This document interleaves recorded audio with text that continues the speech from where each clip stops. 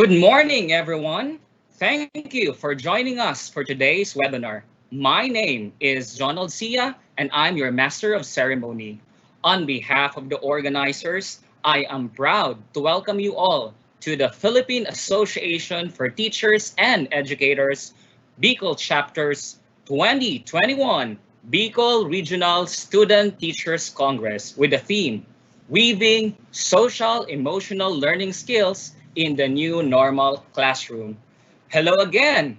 Yes, I heard you. Your participation today affirms to the fact that you want to avert the epidemic of lost learning and paralysis by overanalysis. So, without further ado, let's commence our webinar with us placing ourselves in the presence of the Lord through an invocation to be led by Dr. Maria Luz P. Bajola, Dean, College of Education, Ateneo de Naga University, Secretary of the Five.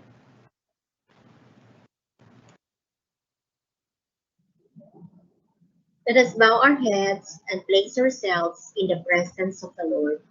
In the name of the Father, and of the Son, and of the Holy Spirit. Amen. Dear Lord, we stand before you in humble prayer before we start with this program, the 2021 Regional Student Teachers Congress. Bestow your grace and divine wisdom to all of us present here so that we could achieve our intention for joining this activity. Fill us with the grace of the Spirit and continue to remind us that all that we do and accomplish is for the pursuit of truth, for the greater glory of you, and for the service of humanity. Bless people around the globe that they may enjoy peace and goodness of your love amidst this pandemic. We ask all this through your mighty name. Amen.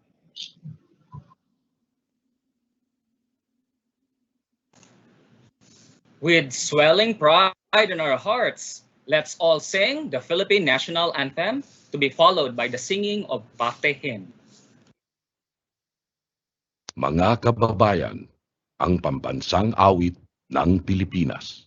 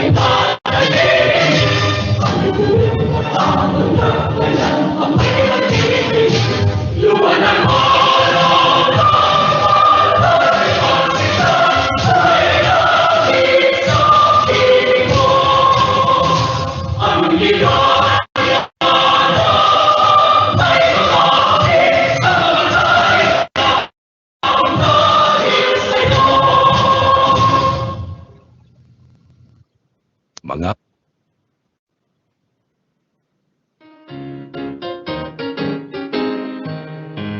The Prophet Spirit spreads over the land.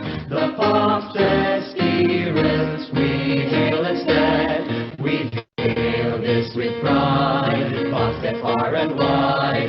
Room for mentors word. We will always support. The Prophet Spirits we keep in our hearts. The Prophet Spirits we sing like a lark. We hail this with pride, Prophet far and wide. Group for mentors word. We'll always support. So come and join the band of Prophet on and young. Educators with its plan, molders of the teaching plan. Hail the Prophet.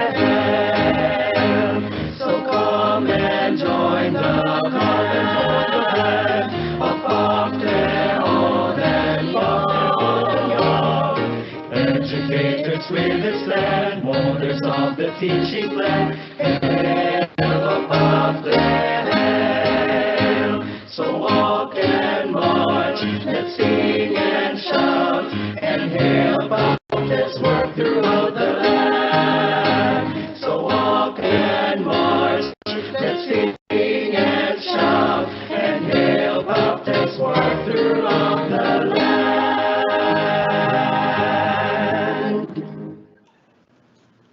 Moving right along to feed us with the demographics, where our zealous participants hail from, let me call in Dr. Amelita P. Sadueste, Dean, College of Education, Libon Community College, Treasurer, PAFTE 5, for the presentation of participants.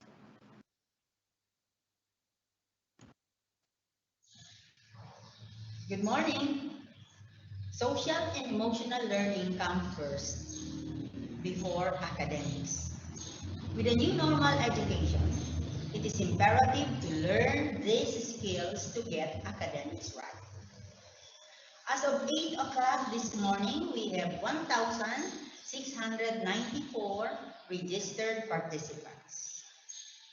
They are the presidents, college administrators, deans, faculty members, and the bulk of student teachers from the higher education institutions in Albay, Camarines Norte, Camarines Sur, Sorsogon, and the island provinces of Masbate and Catanduanes. Welcome to the 2021 Bicol Regional Student Teachers Congress. Let us enjoy with our guests and resource speakers as we read social and emotional skills. A blessed day to everyone.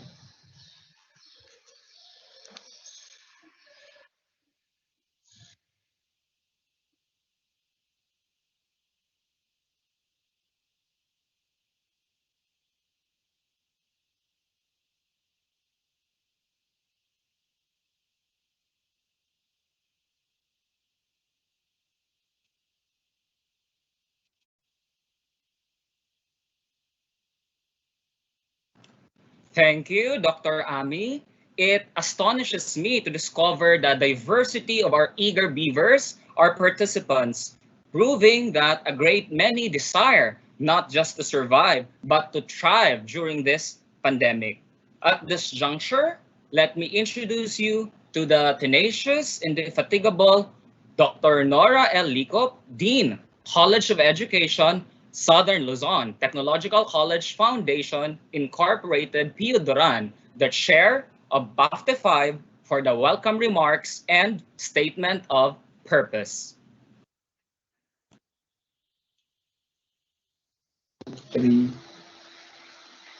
Thank you, Dr. John Alcia, our MC joining us from the city of Masbate. Our distinguished keynote speaker, Dr. Lucille Dote Evangelista, our highly esteemed National President of the Philippine Association for Teachers and Educators, or PAFTE National, Dr. Brenda B. Corpus, and the PAFTE National and Regional Officers, our very supportive and dynamic PAFTE 5 advisor, and most respected Vice President for Luzon, who is also today's resource speaker, Dr. Milagros L. Borabo, the Region 5 Director of the Commission on Higher Education, Dr. Freddy T. Bernal, Dr. Felina Espique, PAFTE CAR Chair and our Microsoft Teams Technical Consultant, honored guests, Research Board of Judges, my fellow PAFTE Executive Board members, both the incumbent and the immediate past, chaired by Dr. Editha Lodado, our dear participants, school administrators, educators, teachers, and students in Region 5, the honorees, the TOST, and research awardees, ladies and gentlemen, a pleasant morning to you all. Thank you for your beautiful presence in today's Congress. It is with a great sense of pride and pleasure that we in PAFTE 5 welcome you all to the 2021 Bicol Regional Student Teachers Congress. We are thrilled that today we have a unique gathering of school administrators, teachers and students, as well as educational experts and seasoned educators from different parts of the country, not in person, but via virtual platforms, Microsoft Teams and Zoom. Thanks to modern technology and to our technical experts like Dr. Felina Espique, PAFTE CAR Chair, who is with us now from Baguio City. We're all aware that the COVID-19 pandemic has drastically changed our lives as teachers and students, and it has taken its toll, most especially on our psychological or social emotional well-being. This is the challenge that prompted the Philippine Association for Teachers and Educators, or PAFTE, Bicol Regional Chapter, to undertake this webinar on the theme, Weaving Social Emotional Learning Skills into the New Normal Classroom. United in purpose, our program today essentially consists of two parts. In part one, we are featuring two distinguished and carefully chosen speakers, Dr. Lucille Dote Evangelista, Batangas State University, and Dr. Milagros L. Borabo, VP for Luzon of PAFTE, who will enable us to attain the first two objectives of the Congress. For the participants to recognize the importance of social and emotional learning, or SEL, in creating a classroom climate that is conducive for learning. Integrate the development of social emotional learning skills in academic instruction through student engagement in the new normal teaching learning environment. For part two of the program, the objectives are for the participants to deepen their appreciation of research as an essential tool in improving classroom practice, and for PAFTE 5, the awarding entity, to give due recognition to student teachers who exemplify excellence in teaching and research and manifest a high degree of commitment and leadership worthy of emulation by peers and other pre-service teachers. Here's a little background on part two. Last year, specifically on March 20, 2020, the immediate past PAFTE 5 officers were supposed to conduct the 2020 Student Teachers Congress, and among its highlights was the awarding ceremony to honor the winners in the 2020 Search for 10 Outstanding Student Teachers, or TOST, and in the Best Research Paper competition. But because of the national lockdown due to the COVID-19 pandemic, the 2020 Student Teachers Congress was indefinitely postponed. So we're therefore very pleased that today, 1 year after its postponement, we stand witness to its realization in the 2021 Bicol Regional Student Teachers Congress, although no longer face-to-face, but virtual or online. By the way, some of you may wonder what PAFTE is all about. PAFTE is an acronym for Philippine Association for Teachers and Educators. It is a 53-year-old strong professional learning community of world-class teachers and educators. PAFTE has been in the forefront of teacher education since its inception on January 30, 1968, with well-established international and national linkages. There are 17 regional chapters of PAFTE in the country, and PAFTE 5 Bicol chapter is one of them. We therefore encourage you who may not yet be members to become part of this prestigious organization. In closing, we thank and once again welcome and enjoin all our participants wherever you may be virtually attending this webinar to stay with us until the end of the program.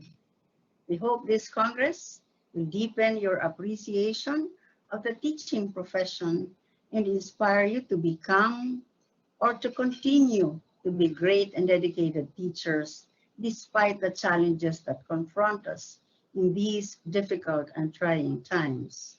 After all, as somebody has aptly put it, to the world, you may just be a teacher, but to your students, you are a hero. Maraming salamat at mabuhay ang PAFTE. Mabuhay po tayong lahat. Yes, our thoughts are in complete accord. Dr. Nora, true enough, COVID has affected us economically, politically, socially, and academically. But here's us continuing. I thank you most warmly for taking us with you on a helicopter overview on the terrestrial realm of today's webinar topics, activities, and purpose. Now, let's all lend our ears to the ever-supportive and zestful Director 4 of the Commission on Higher Education, Regional Office 5, Dr. Freddy T. Bernal, CESO 3, for an inspirational message.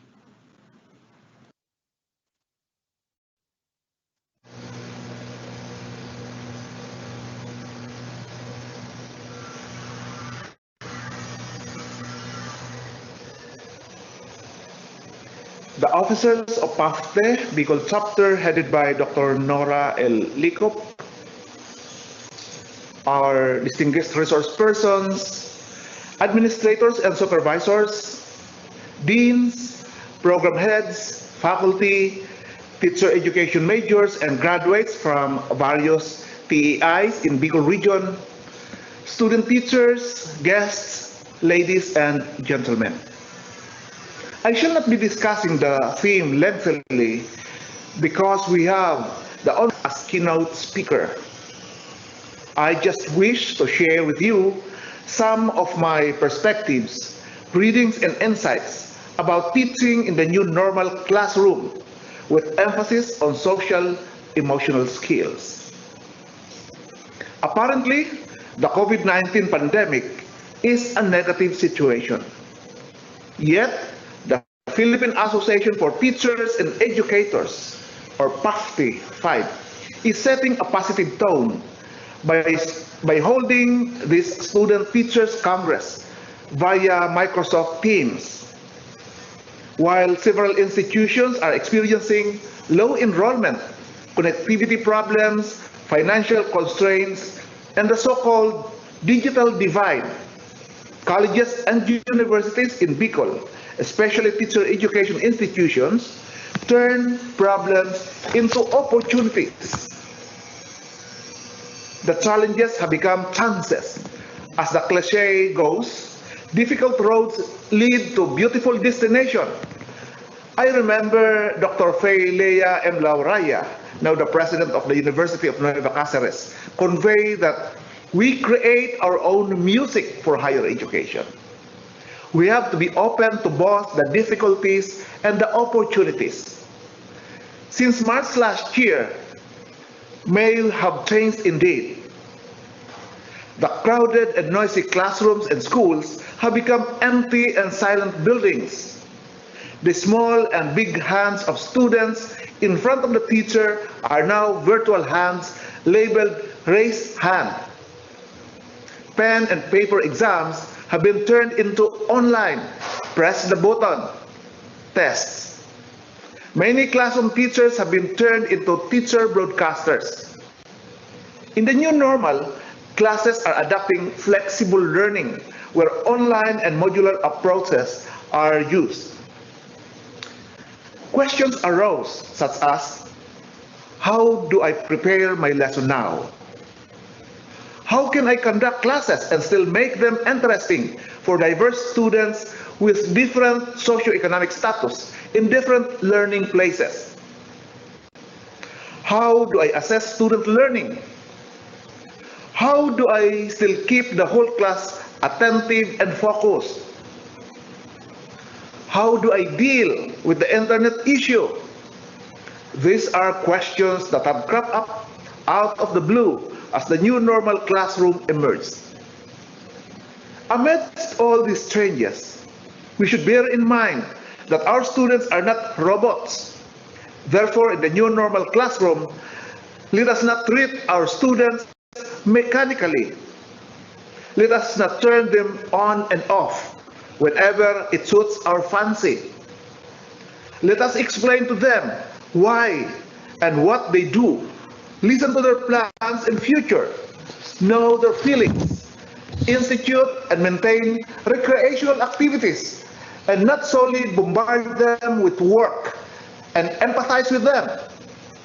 Let us not judge their human worth based on the quality of their output and performance online. Simply put, let us integrate social emotional learning skills in flexible learning. It should be noted that social emotional learning skills are among our life skills. Why? Because they help us to relate with one another, manage our feelings, and put ourselves in the shoes of other people. They can boost our morale and help us achieve, whether in school, work, or life. Weaving social emotional skills in the new normal classroom is not that difficult.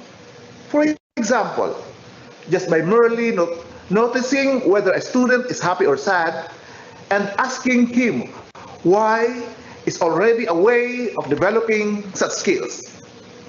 You are teaching your students to be sensitive to other feelings. You can still play games to teach them how to win or lose, share and negotiate. You can ask them open-ended questions like, what will you do if, or why are you upset? That will help them to open up. You can tell stories using true-to-life situations and ask them how will they feel about it and respond to such scenario. You can encourage them to try new things, be creative, and learn how much they can do.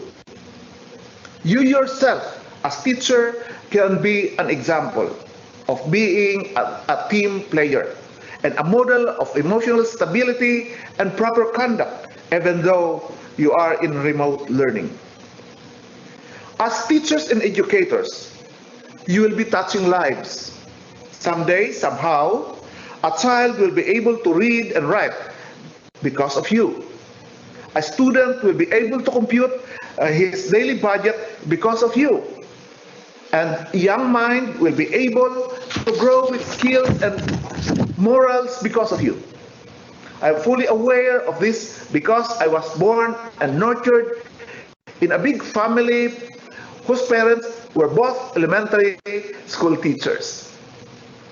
Teaching is a complex, multifaceted activity, often requiring a person to juggle multiple tasks and goals simultaneously and flexibly. It is not a vacation, but a vocation. It is not a walk in the park, but a marathon that cannot be rushed, yet is worth working for. As teachers and educators, your principal role is to bring out the best in learners. The greatest gift that you can give to your students is your time.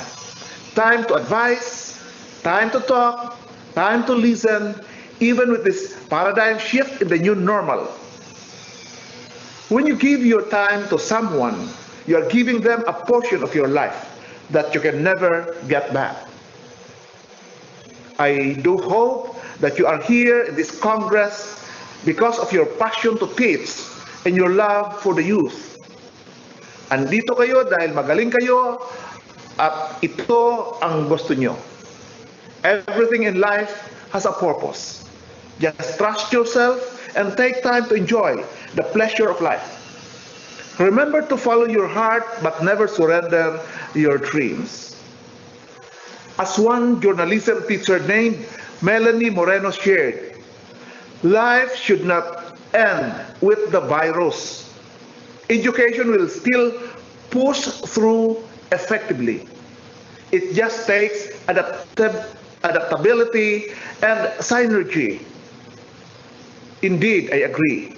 with teacher Melanie, that this pandemic must not close doors, but rather open windows of opportunities and possibilities without compromising precious lives of teachers, students, and all people.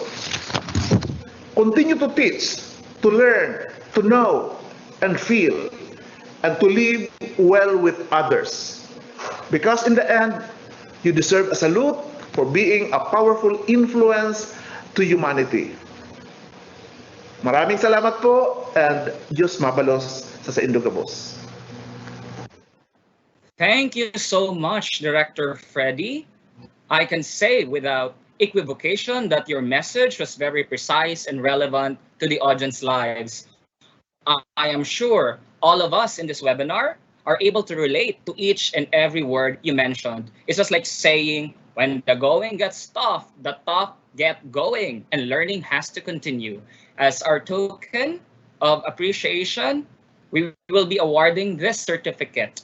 The certificate reads, Philippine Association for Teachers and Educators, PAFTE Incorporated, Bicol Chapter presents this certificate of appreciation to Dr. Freddy T. Bernal, CESO 3, Director 4, SHED Regional Office 5, for generously sharing his invaluable knowledge, time, and expertise as inspiration during the 2021 Bicol Regional Student Teachers Congress with the theme, Weaving Social Emotional Learning Skills into the New Normal Classroom, held on March 26, 2021 via Microsoft Teams, given this 26th day of March 2021 at Hotel Inigo, Legazpi City, Philippines. Signed, Dr. Nora Licop, Chair, PAFTE 5. Friends, we are privileged to have as our keynote speaker today, Dr. Lucille. Let's find out her experiences and views on the subject matter. But before that transpires, let's all be enthralled as we focus the spotlight on our baby boy, Benjamin D. Negres III, Dean of Student Affairs and Services, Bicol University, Vice Chair of the 5, for the introduction of the keynote speaker.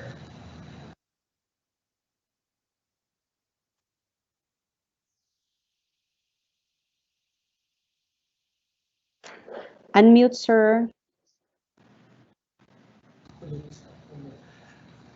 Diyos mabalo sa iyo, Sir Jonald Sia.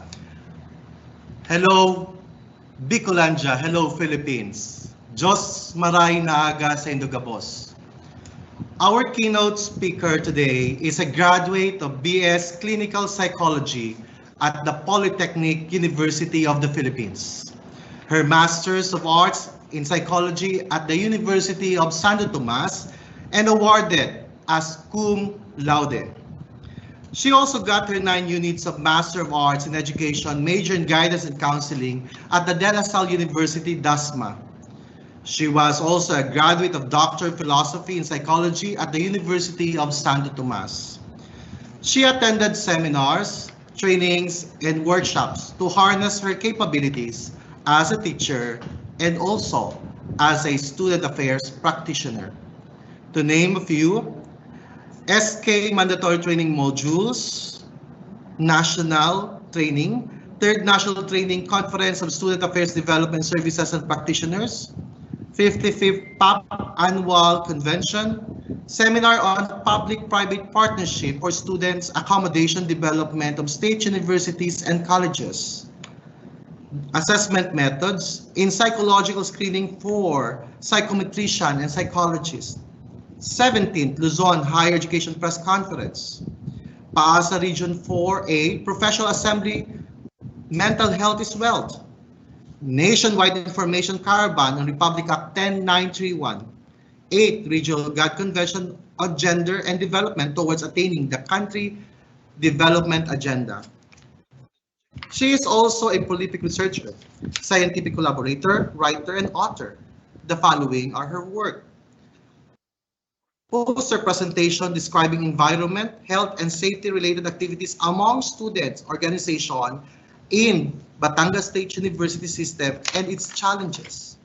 Poster presentation, current status of Batangas State University wide food service, policies, performance, problems, and plans. Effects of emotional state in decision-making time, procedure published in the Social Behavioral Sciences e-journal. Effects of visualization, academic performance of college students published in the International Journal of Information and Education Technology. She wrote also book on understanding the self. She is also an author on book on psychological, physical, spiritual preparedness of religious men and women, and module in general psychology. She is a prominent member of the following professional organizations: to cite a few, an associate member of the Psychological Association of the Philippines, a regular member of the Philippine Association of Campus Student Advisors Incorporated, National Confederation of Public and Private School Educators of the Philippines, and the Philippine Association for Teacher Education. She is a registered psychometrician and psychologist. Because of her academic track and scientific endeavor, she found herself to be an accomplished teacher and university faculty. Ladies and gentlemen, a loving wife and a mother of 2 sons, the director of the University Student Affairs and Services of the Batangas State University, let us all welcome my fellow student affairs practitioner and a fellow advocate for mental and emotional resiliency to talk with this year's theme, Weaving Social Emotional Learning Skills into the New Normal Classroom. Dr. Lucille Dote Evangelista.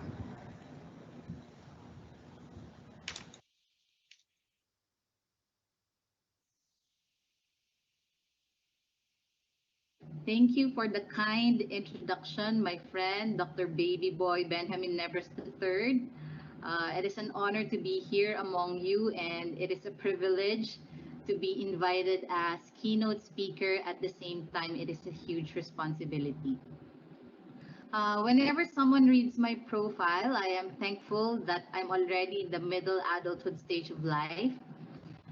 Because now, unlike 10 years ago, I already experienced in the shoes of the administration. I became a supervisor of a lot of intelligent and diligent people already. Witnessed our deans lead the college and how they would work collaboratively with our program heads. I know also the challenges encountered by the program head because many times you serve as bridge of many sorts of concern. Tapos as a faculty member, ang hirap din magturo, especially now that we are in the new normal. And just like many of you here, I'm also a student because I believe that learning is a lifelong process. It never ends. And I am a student since I was 2, so I can really relate to all of you. Today, my responsibility is to introduce and share the importance of social learning or the social learning skills in the new normal classroom. Let me start by defining SEL. So what is SEL? Social emotional learning is the manner of developing students' self-awareness, self-control, interpersonal skills that are necessary for life in the university, future work, and life in general. The 5 key skills developed in SEL programming are self-awareness, self-management, social awareness, relationship skills, and responsible decision-making. So the skills mentioned are mostly similar to the aspects of emotional intelligence or EQ, namely self-awareness, self-regulation, empathy, social skills, and motivation, right? When we talk about self-awareness, it's about recognizing our own emotions, our personal goals, and our own values. Self-management is our ability to regulate our emotions and behaviors. Self-awareness naman is about understanding the feelings of others, become compassion of others, their backgrounds and cultures at the same time. Relationship skills are the ability to establish, maintain healthy relationship with others. Um, while responsible decision making is our ability to choose. So SEL programming is not just conducted in the classroom with our teachers and students. Instead, it is something that is practiced in school, family, and community for us to develop the 5 key skills. A lot of studies have claimed that incorporating SEL into the classroom can aid prepare students for future success, okay? Because people with strong emotional skills are better able to cope with everyday challenges, whether academics, professional, and social life. Plus, schools that include SEL as part of their curriculum are not only helping students to thrive academically, but they develop future employees or businessmen and women gain critical skills. We can expect that they can have more opportunity, they have higher income, and that they have greater success. In August 2009, the Department of Education here in our country announced to infuse social learning in the curriculum of public schools. The education secretary during that time is Jesly Lapus, and then he said that SEL will be integrated in the edukasyong pagpapakatao or character education that would seek to develop the 5 key skills. In the US, on the other hand, the Department of Education, they have their what they call PBIS, or the Positive Behavioral Interventions and Supports, which is based on a framework used by schools to improve social culture, student behavior, promoting safe environment for learning. No, so the focus is more on the positive behaviors and less on negative behaviors of learners, yung kanilang mga pinag-aaralan. So according to PBIS and other studies, they claim that strong SEL initiatives results to a lot of positive outcome, such as greater academic success, fewer behavioral issues, less emotional distress, positive social behavior, less bullying, less stress sa teachers, better teacher-student relationship, positive school climate, improved career readiness, ang dami. They even improve graduation rates. So, from effective problem solving of self-discipline ng mga estudyante, from impulse control to emotion management and others, SEL researchers claim that SEL provide positive and long-term effects sa kids, sa students, adults, and the community as well. Therefore, schools invest in SEL programming, should invest in SEL programming. Kahit na ngayong nasa new normal na tayo. So by teaching social emotional learning in the classroom, it does not just improve academics, but it has long-term effects, especially if the person becomes an employee already, kasi they have good problem solving, teamwork, character, or grit, ika nga. So why are we gathered in this particular way to address this topic? Why are we here? Now that we are in the new normal classroom, wherein we use internet, we conduct virtual meetings, we switched to alternative teaching methods, combination of online and face-to-face learning, we use video games, podcasts, and online materials. The question is, how do we integrate the development of SEL skills and competencies in academic instruction? There are a lot of simple and doable ways on how to develop the 5 key skills of SEL.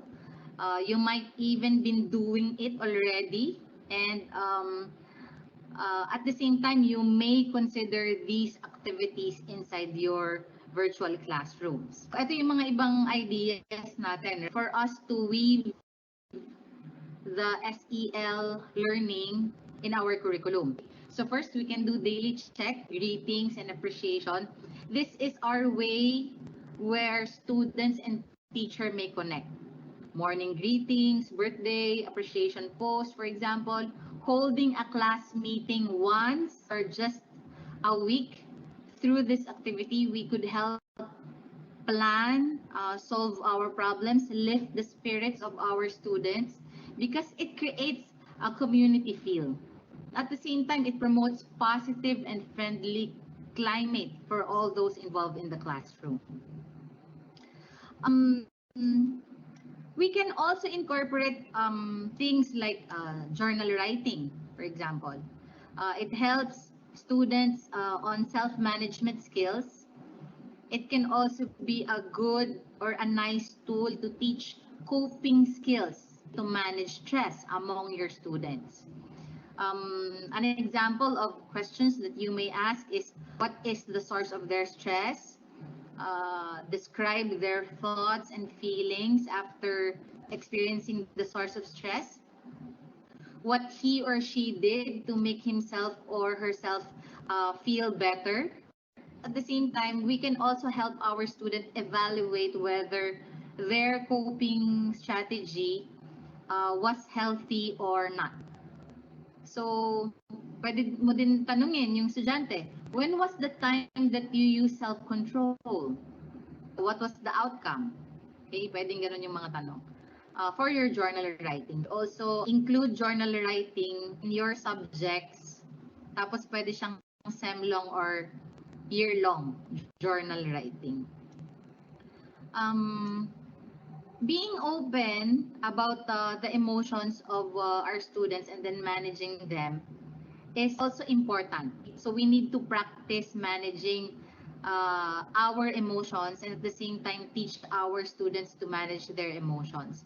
We could do this by, for example, reading a story or a literature and then analyzing the feelings and needs of the character and then ask them, for example, how did Anna feel when his or her mom left, or how did Thor feel when he knew that his father died, for example? What might be the experience or what might be the emotion he felt?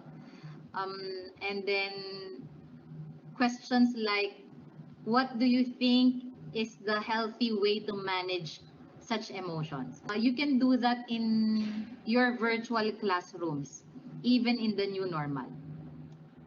Yun nga lang, it will take mga 5 or 10 minutes, okay, for you to do that kasi magkukumustahan din naman kayo. We can also do hands-on craft or art activities kasi art is a very powerful way to target social emotional skills. So halimbawa, by creating self-collage, self-portrait, and then you let them describe the self-portrait. So that serves as a good way to become self-aware. And at the same time, art can also be used as a strategy to manage stress. Even in the new normal classroom, it is good if we still give responsibilities. Responsibilities build their sense of self-worth, and it gives the message that we are part of the community or part of the family. Students may have, for example, some type of responsibility inside the home, kasi nga online na tayo. Whether becoming a cleaner o kaya cleaning his or her own room and cleaning the room with their younger siblings or scheduled chores in the house are good examples of way to develop SEL. We can also practice problem-solving skills.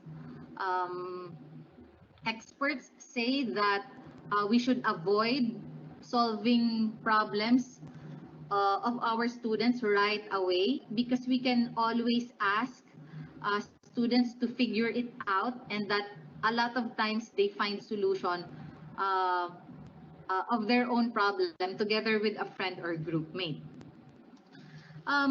Incorporating SEL in the classroom can also be done by promoting the growth mindset. Ano nga ulit ang ibig sabihin ng growth mindset? Yun yung belief that your basic qualities are things that you can cultivate through efforts. So growth mindset helps a person learn that a person can accomplish certain goals with work, with good strategies and persistence over time. Plus, they can also have self-talk. Pwede nilang dagdagan nun. So, halimbawa, ako, nahihirapan ako sa mathematics. I can teach, o kaya yung estudyante ko, I can teach my student to say that math is tough. Yes, it is tough, but I am going to study and work hard for it in order to accomplish and learn the new lesson in mathematics. So that's an example of promoting a growth mindset. Wherein we can teach it even virtually. We can also do things such as building community with teamwork. We can create class projects and assignments and have students work in larger teams in order to complete a task. So we can teach students to be assigned in different jobs or work teams. So in that way, nade-develop sa kanila yung teamwork. So positive self-talk, nabanggit ko na yun kanina. It helps control our emotions, and that we can also deal with the problems appropriately. Because especially in this time of pandemic, we hear a lot of negativity. We need to teach positive self-talk to our students, and that is really important. So model this by saying positive talks every day, before the class starts, and at the same time encourage them to do the positive self-talk every day. Reflection, okay, is also good. So after the students complete, for example, a task, an assessment, or a project, encourage them to reflect about their own progress. This is a critical skill that can be used across the curriculum. Mathematics man yan, reading man yan, writing, science, or history man yan. Developing cultural awareness and celebrating diversity.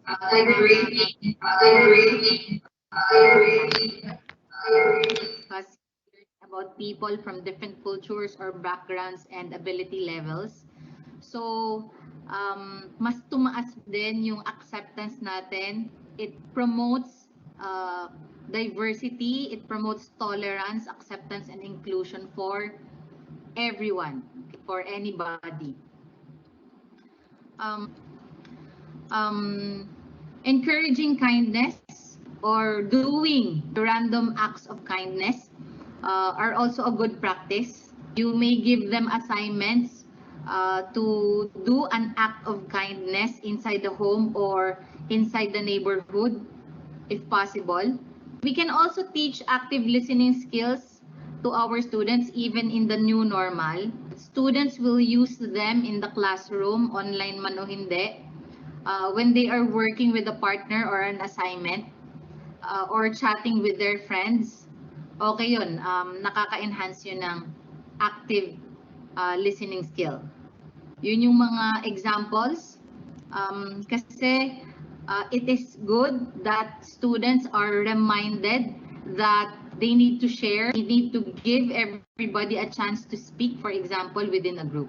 And whenever they are in a group, they need to learn how to respectfully disagree. This is a critical skill for students to learn. So remember that social emotion learning, okay, is not just one thing. It is an approach that brings all of these aspects into your classroom. So all this information, as administrators, teachers, and future teachers, are very important. Lalo na ngayon, pwede natin yan practice. So those are the many strategies or activities that we can incorporate in the subjects or curriculum that we have in order to develop the social emotional skills of our students. With all this information, as school administrators, as teachers, as future teachers, what should we look out for? So first, always look out for students who are always making excuses or who are constantly defensive. If there is an increased number of bullying in the school or inside the home, if they have poor judgment, if they lack self-management, most likely they may have difficulty solving problems or they are prone to stress. They can also become procrastinators. They have poor memory or energy. If they lack social awareness, they may feel hurt, may experience awkward silences. They may experience conflict or negativity if they have poor relationship skills. And last is if they engage in risky behaviors which leads to problematic behavior. Because ibig sabihin, they are having irresponsible decision making. So those are the things that we need to look out for. Therefore, what are the most important things that we need to keep in mind as we talk and think about SEL? Always remember that SEL is important even in the new normal classroom. As future faculty members or teachers, we are responsible to enhance the social emotional skills of our students, and that in order to start, we need to have a goal. Let us ask ourselves what I want for my child or for my student, and then ask how, papaano. Banggit na natin kanina the things that can be done in order to incorporate SEL activities in the subjects or curriculum.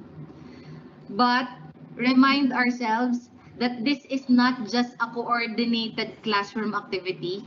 It should be a school-wide, family, community practices so that we can help students develop the 5 key skills. Ang next na tanong is kailan? Natanong na natin yung what, natanong natin yung how. The next question is when. Kailan ba tayo mag-a-act? Ang palaging sagot doon is today. We need to act now. So, salamat sa PACTE. They made this kind of activity. Remember again, guys, that social emotional learning skills are vital for school work and life success. Thank you so much for listening, and I hope you enjoy the rest of the day. Thank you.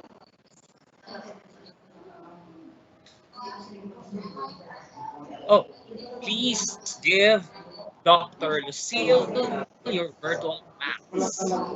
Thank you very much for the very thought-provoking and insightful presentation you shared with us. Indeed, social and emotional learning provides a foundation and positive learning and enhances students' ability to succeed in school, careers, and life. So we now proceed to the awarding of certificate. The certificate reads, Philippine Association for Teachers and Educators, after incorporated, Bicol Chapter presents the Certificate of Commendation to Dr. Lucille Dote Evangelista, Director, University Student Affairs and Services, Batangas State University, Batangas City, for generously sharing her invaluable knowledge, precious time, wealth of experience, and unparalleled expertise as keynote speaker during the 2021 Bicol Regional Student Teachers Congress with the theme Weaving Social Emotional Learning Skills into the New Normal School. Held on March 26, 2021 via Microsoft of teams given this 26th day of March 2021 at Hotel Inigo, Legazpi City, Philippines. Signed, Dr. Nora L. Licop, Chair, 55. Yes, that wraps up the first part of our webinar. Now, let's get the ball rolling for part 2, which is the research paper competition. Before we give way to the research paper presenters, allow me to acknowledge or introduce to you our board of judges. We have Dr. Lorna M. Minya, College Dean, Bicol University College of Education, Daraga Albay. Chair, panel of judges. We also have Dr. Jean Salalimago, Education Supervisor 2, Commission on Higher Education, Regional Office 5, Legazpi City member. Finally, we have Dr. Jeremy A. Cruz, Principal 3, Pag-asa National High School, Rawis, Legazpi City member. And our research paper presenters are Arlo G. Sakay from the University of St. Anthony, Irigas City, Josebel P. Sawali from College Libon Albay, and Claudine A. Torero from University of Nueva Cáceres, Naga City. And here's the criteria for evaluation. Substance, 60%. Presentation, 30%. Form and style, 10%, for a total of 100%.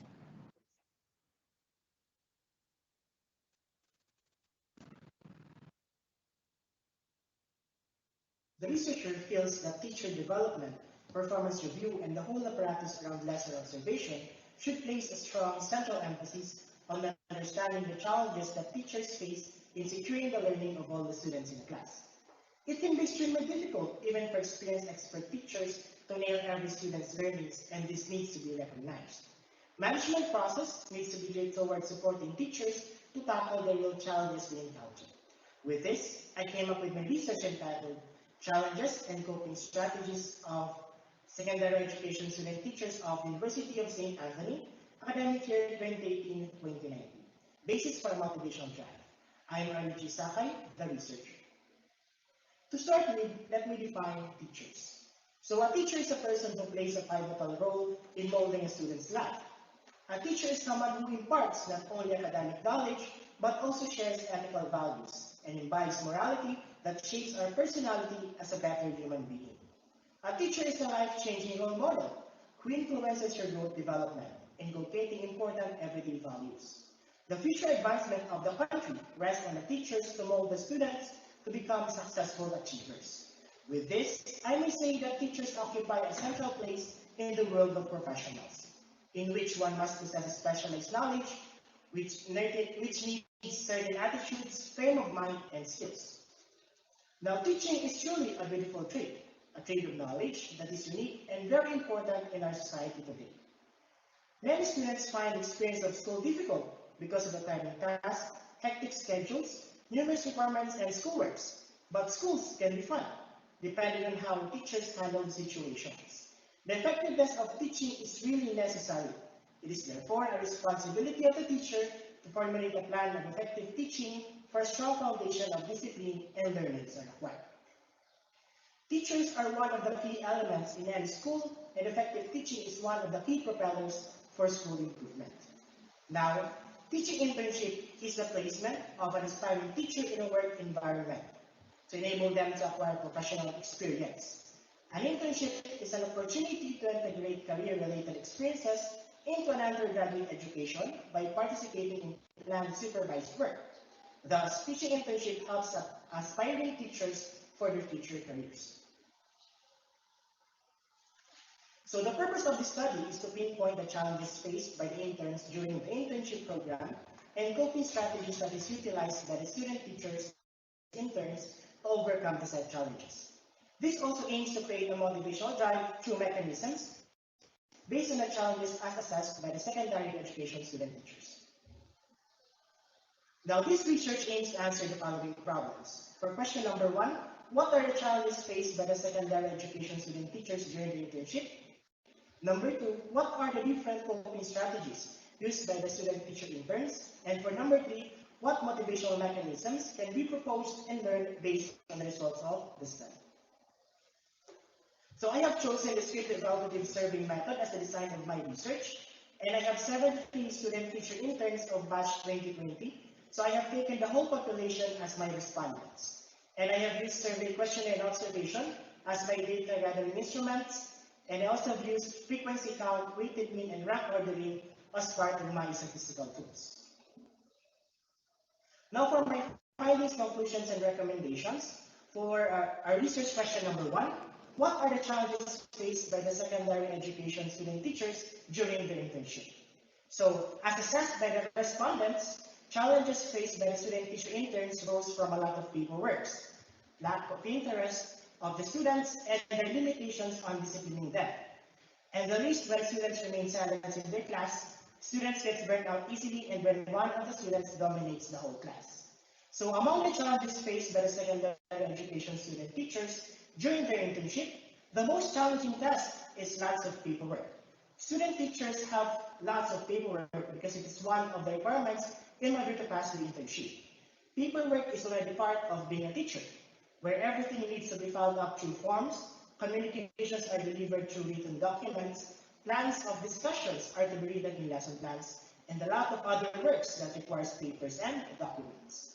Now, in order to lessen the excessive load of paperwork, the study recommends to learn about time management in order to systematically do work. The use of digital records and other services that provides paperless work are also advised by the study. Now for question number 2, what are the different coping strategies used by the student teacher interns?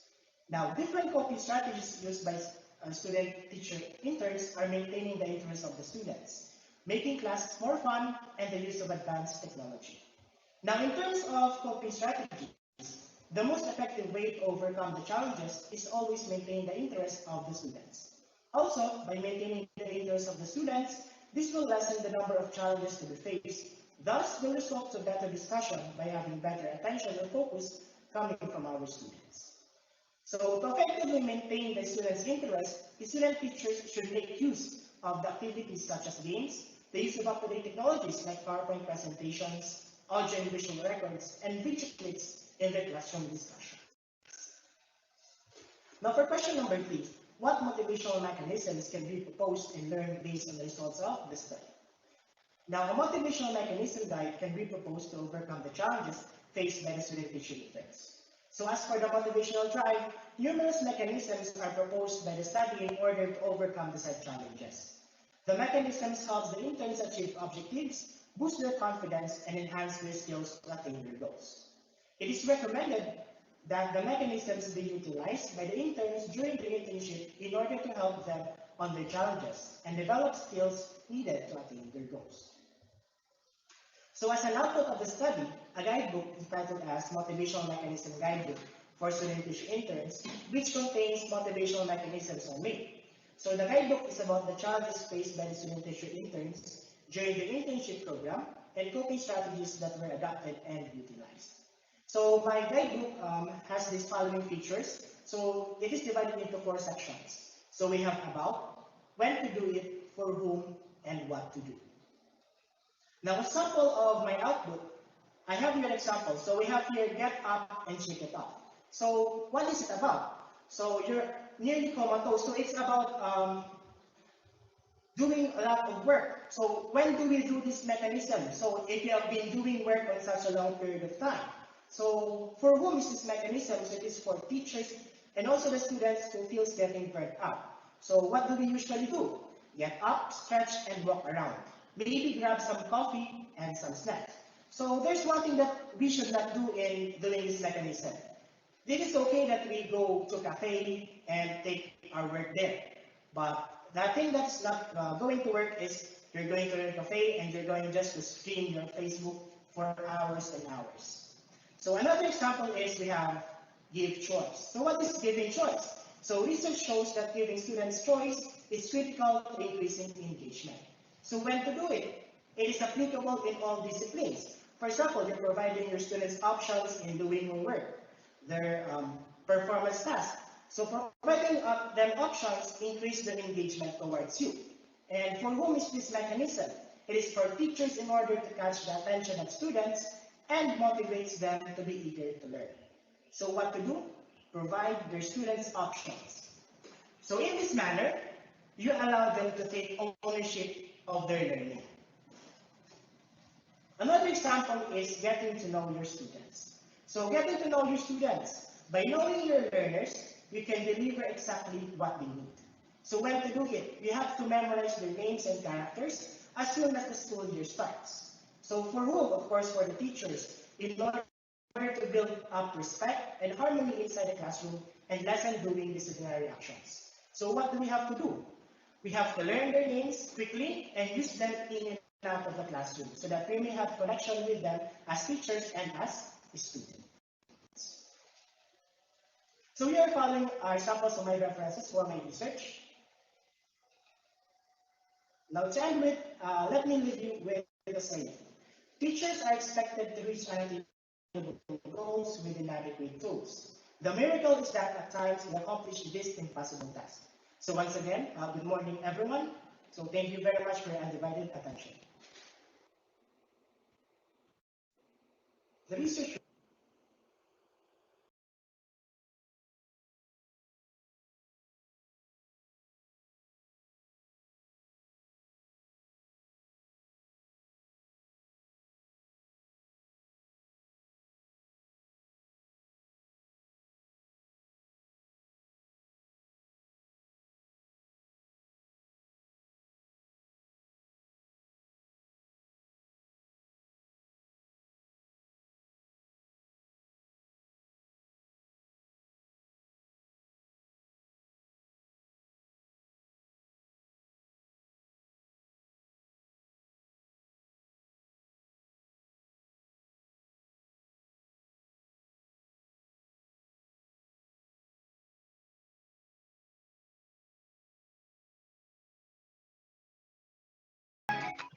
Good day, everyone. The title of the study is Pupils' Level of Awareness on the Implementation of Child Protection Policy at San Vicente Elementary School, Bicol, Albay.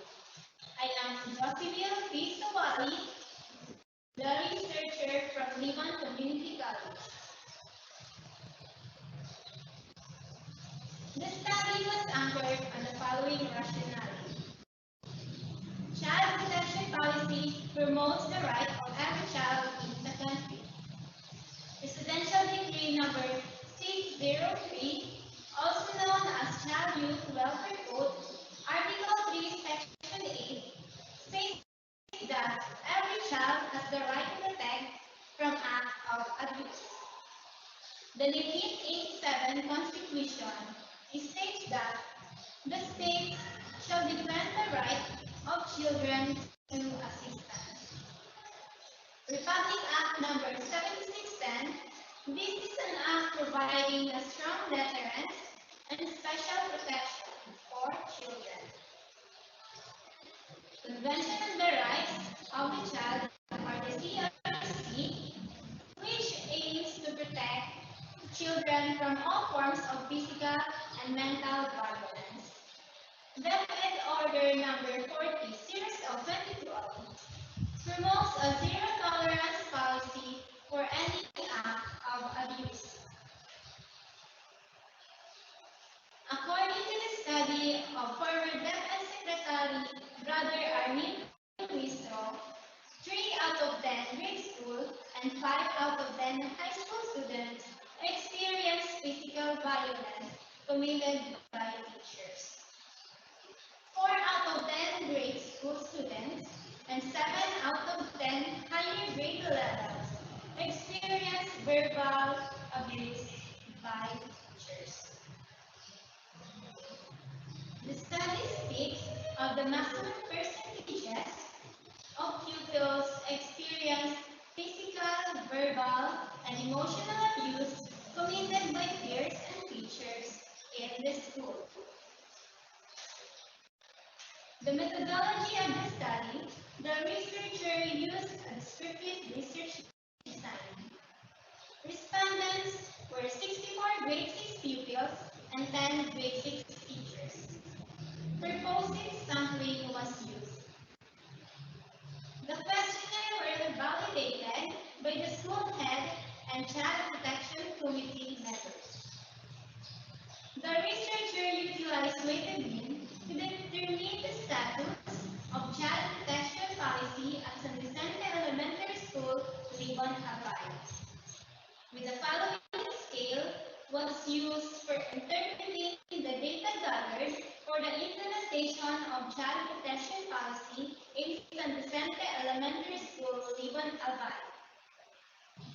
For the level of awareness, the following rating scale was used for interpreting the data gathered for the awareness of child protection policy at San Vicente Elementary School, Libon, Hawaii.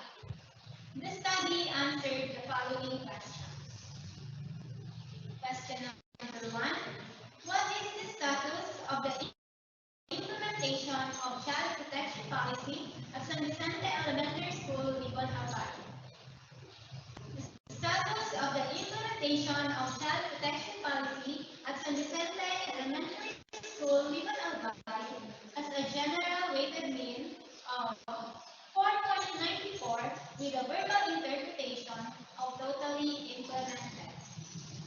The status of the implementation of child protection policy at San Vicente Elementary School, Libon, Hawaii are totally implemented. 2. What is the level of awareness of grade 6 pupils in the implementation of child protection policy? The level of awareness of grade 6 pupils on child protection policy implementation at San Vicente Elementary School, Libon, Hawaii has a general weighted mean of 4.49, wherein the level of awareness of grade 6 pupils in the implementation of child protection policy are partially aware. Last but not the least, what program may be proposed based on the findings of the study? The output of the study was a seminar workshop on revisiting DepEd's child protection policy with the following objectives: engage the teachers and stakeholders on the policy of the department, have a wider scope of understanding of the DepEd child protection policy, determine the roles and responsibilities of stakeholders, develop awareness on the implementation of child protection policy. The following were the topics of the seminar workshop: general provision of child protection policy, duties and responsibilities of every unit in the school, preventive, protective, and remedial measures to address child abuse, exploitation, violence, discrimination, bullying, and other acts of abuse.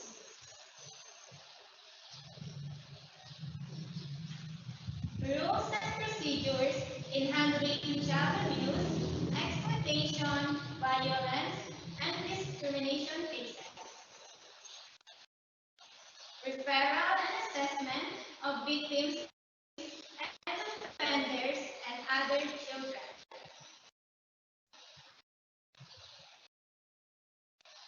Miscellaneous provision. The following are the recommendations of the study. The school should see to it that the pupils are aware of the implementation of child protection policy. Provide activities similar to the proposal prepared by the researcher on the child protection policy. Involve stakeholders in the implementation of the activities on Child Protection Policy. The Child Protection Policy Handbook of the school should be revisited from time to time, at least twice every school year. Last but not the least, seek partnership with various stakeholders. Thank you and good day once again.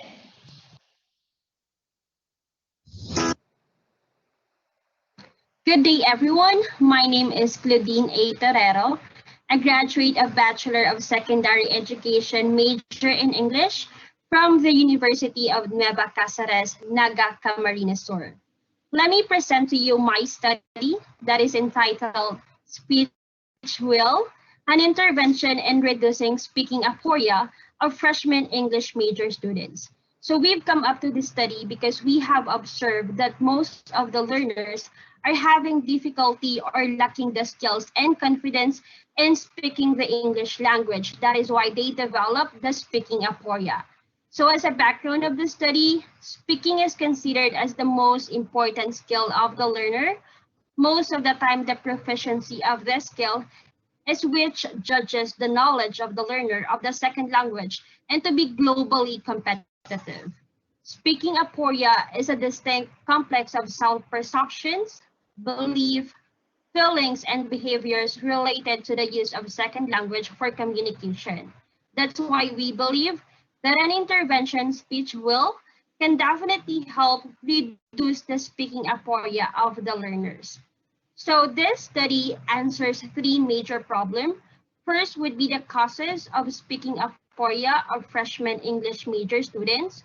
Second would be the levels of speaking aphoria of freshman English major students. And third would be the effects of speech will to the freshman English major students in terms of reducing stress, increasing motivation, and developing self-confidence. This study is also supported by two major theory. First would be the life bones and Spada's interactionist theory, and second will be the Stephen Krashen's input and effective filter hypothesis. As a conceptual framework, we've identified the causes and levels of speaking aphoria of freshman English major students, gather all the data, analyze it, and then we've conducted the intervention speech will, observe the students while the intervention is being conducted, and right after that, we've done a structured interview to identify the effects of speech will to the learners in terms of reducing the stress, increasing motivation, and developing their self-confidence. As a research methodology, we've used a mixed method, the descriptive, quantitative, and qualitative research method. So to identify the causes and levels of speaking aphoria of the students, we have made our own questionnaire and adapted the public speaking anxiety test by Dr. James C. McCroskey. We've also identified the effects of the intervention speech will to the freshman English major students, specifically with reducing stress, increasing the motivation and self-confidence through a structured interview with the learners and an observation during the intervention is being conducted.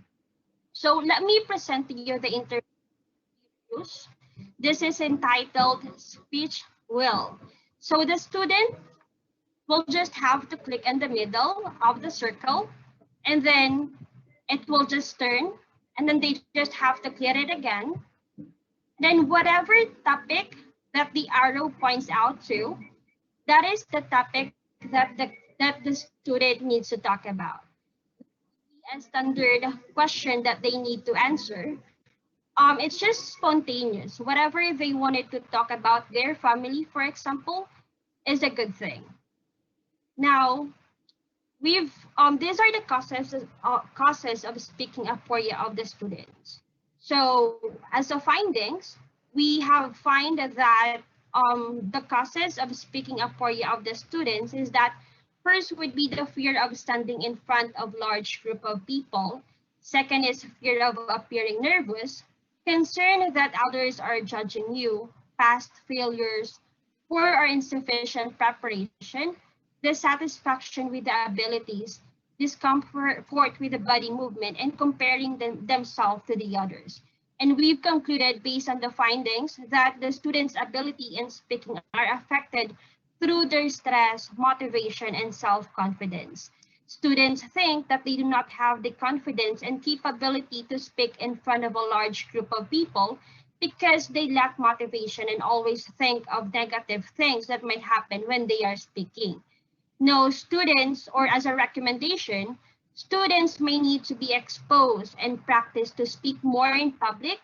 They should keep in mind that they can always improve their skills, especially in speaking, if they will practice and continue learning. They should overcome their fears whenever they speak in order for them to use their weaknesses as their motivation and for their own improvement as well. Now, to identify the levels of the speaking aporia of the students, we've adapted the public speaking anxiety test by Dr. James C. Markowski. So there are 34 statements that students need to answer. They need to mark them strongly disagree, neutral, agree, or strongly agree. One of the example is that of the statement is that I am confident in speaking in a large group of people. Now, to determine the scores of personal report of public speaking anxiety, they just have to add scores for items. For step 1, there are specific items. And for step 2, there are also specific items that they need to add to. And then the formula would be 72 minus total from step 2 plus total from step 1. So that would be the student scores in terms of the public speaking anxiety. Now, we will identify if the student have a high or low moderate anxiety in terms of speaking with the scores that they have. So first is they will be marked as high if they have an equal or greater than 131 score. Low would be equal or less than 98, and moderate would be equal to 98 to 131. So these are the level of speaking of anxiety or speaking aporia of the freshman English major students. We've identified that before the intervention, 15% of the respondents that have high level of speaking aporia, 50% students are in the moderate level, and 35% students have low level of speaking aporia. So as a conclusion on this, we've concluded that speaking aporia is present in all of the respondents. People can completely remove the anxiety that they are experiencing since it is their emotion that they do not have a control of. However, they can lessen the impact of their anxiety, especially when they are speaking. As a recommendation, students and teachers can definitely work together to lessen the speaking aporia of the students by engaging in any activities that manage their emotions and stress so that it would not affect their speaking skills and would not cause anxiousness while they are speaking. So these are the levels of speaking aporia before and after the intervention. So right after we've conducted the intervention for more than 2 weeks, we've identified, or right after the intervention, students with high level of speaking aporia reduced from 15% to 5%. The moderate level also decreased from 50% to 40%. However, the students with low level of speaking aporia increased from 35% to 55%. Now, we have concluded that speech will is an effective intervention to reduce the speaking aporia of the students as it develops the confidence of the students to speak in front of many people. And as a recommendation, students need to be engaged in activities that can improve their speaking skill. Teachers should also promote a linguistic environment for students to develop their speaking ability. And speech will is a great example of an intervention that can reduce the speaking aporia of the students. So that ends my presentation. Thank you so much, everyone. Thank you so much to our Research presenters, thank you for braving the challenge. This time, we will be giving the certificates to our panel of judges in recognition or in commendation of their arduous task of selecting the winners. So the certificate reads, Philippine Association for Teachers and Educators, PAFTE Incorporated, Bicol Chapter, presents the Certificate of Commendation to Dr. Lorna M. Minya, Dean, Bicol University College of Education, in profound gratitude and sincere acknowledgement of her significant contribution as chair, panel of judges for the Best Research Paper Competition during the 2021 Bicol Regional Student Teachers Congress with the theme, Weaving Social Emotional Learning Skills into the New Normal Classroom, held on March 26, 2021 via Microsoft Teams, given this 26th day of March 2021 at Hotel Inigo, Legazpi City, Philippines. Signed, Dr. Nora L. Licop, Chair, PAFTE 5. Same certificate is awarded to Dr. Jean Paulette S. Go, Education Supervisor 2, CHED Regional Office 5, and to Dr. Jeremy A. Cruz, Principal 3 of Pag-asa National High School. Thank you very much. To further intellectually and emotionally nourish you, our dear attendees, we shall hear a lecture. May I now present to you one of my favorite mentors whose strategy is known for being interactive, innovative, integrative, a prolific writer, a sought-after speaker, and an accomplished and multi-awarded educator. Let's all welcome Dr. Milagros Lim Burabo, the Vice President for Luzon, PAFTE National, Manila. Thank you very much, Dr. Jonald, for that very kind and generous introduction. Dr. Freddy T. Bernal, Director, CHED Region 5. Dr. Nora L. Licop, Chair, PAFTE Region 5. To board directors, officers, working committees, faculty members, pre-service educators of PAFTE Region 5, and to all the participants of this webinar. A grace-filled morning, everyone. Diyos mabalos. The pandemic has really brought so many transitions in our life and has greatly affected us in so many ways, as evidenced by the gathering today. Every time I am invited as a resource speaker in your region, I am astonished with the huge audience who are highly engaged, active, and highly enthusiastic. Oh, I will surely miss your applause, your movement, and your laughter. But this pandemic will not hinder us to learn in the best way that we can. Although it has its curse, it also has many blessings and opportunities because it will pave the way for greater opportunities for creativity and resourcefulness, not only in the teaching learning process, but in other aspects as well. The topics on cell and student engagement are aptly chosen, very timely and very relevant. Social emotional learning is a broad term which refers to how students regulate their emotions, communicate with others, use compassion and empathy to understand the needs of other people, build relationships, and make good decisions.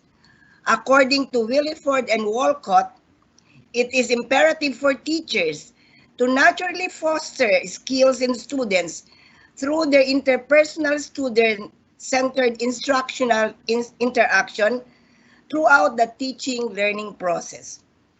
Student interactions support CEL when they result in positive student-teacher relationship, enable teachers to model social emotional competencies for students, and promote student engagement.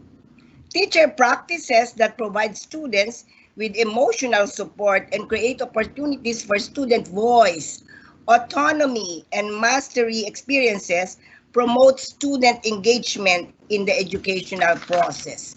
Before I extensively discuss this topic, I want you to answer 2 questions using the Mentimeter.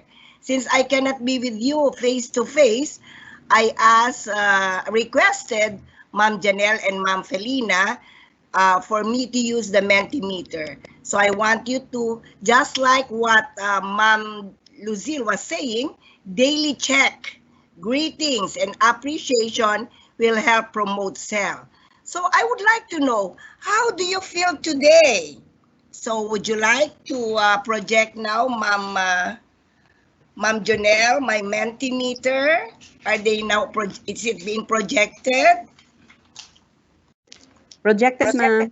So may I ask you now to please answer the Mentimeter by typing the code 43262598, and I would like to know how you're feeling today, and that will somehow develop your social emotional learning skills. I would like to get the answers from the audience. Go to www.mentimeter.com and use your code 43262598. Again, go to www.menti.com and use the code 43262598. Type in your answers. Sir Brian, you have to start, and Sir Jonald and the rest. How do you feel today?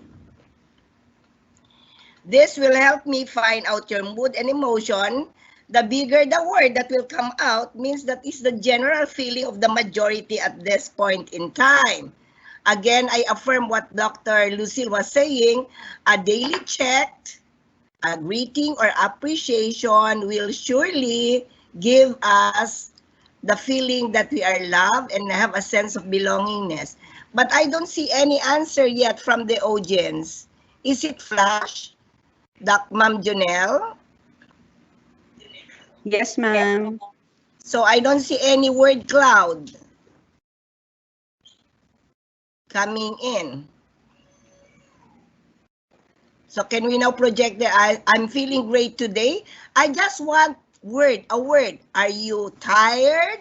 Are you fantastic? Are you amazed? So how do you feel? I can see that there are 9. So let me check on your answers. How do you feel? You're feeling great today. But I just want a word because we're creating a word cloud. Okay. So we have, can it not be shown as a word cloud, Jonelle, Ma'am Jonelle? So that we can see how big the words are. You're feeling blessed, you're excited, you're feeling great. So there are 20 answers that I have noted. So if there is no word cloud being projected, may we move on. Blessed is 6, grateful 6, good 6, excited we have 6. But it should have been projected as a word cloud. But at any rate, let's move on. Let's move on to the next Mentimeter. Our topic today is about student engagement. So Ma'am Jonelle, we are now projecting the next Mentimeter. I want to assess your prior knowledge. When you hear the word student engagement, what can you think of? May we have the next Mentimeter. When you hear the word student engagement, what words will come out into your mind? I'm happy that there were 45 who responded to how do you feel today. So may we move on to the next. 57 responded to me, but we cannot see the word cloud being projected. At any rate, may we move on to the next question, Ma'am Jonelle. So you're feeling great today. What else? So there were 28 who answered. So you're highly engaged.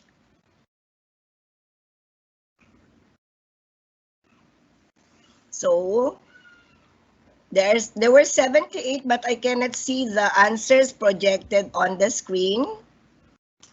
But okay, grateful, happy, blessed. Okay.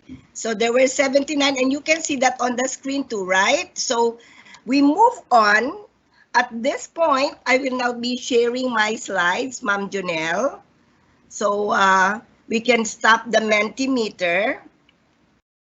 So may I share now my slide? May I share now my slide? Can I move on? Okay. So please tell me if my slide is moving. So your topic today, please inform me if the slide is moving. Your topic We today, can see your slide, promotional. ma'am. Yes. So the No first slide slide, shown, ma'am. for a while. Can you share your slide, ma'am?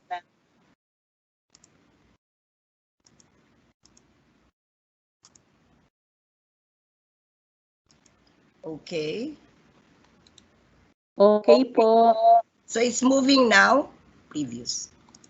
So let me start with my first slide.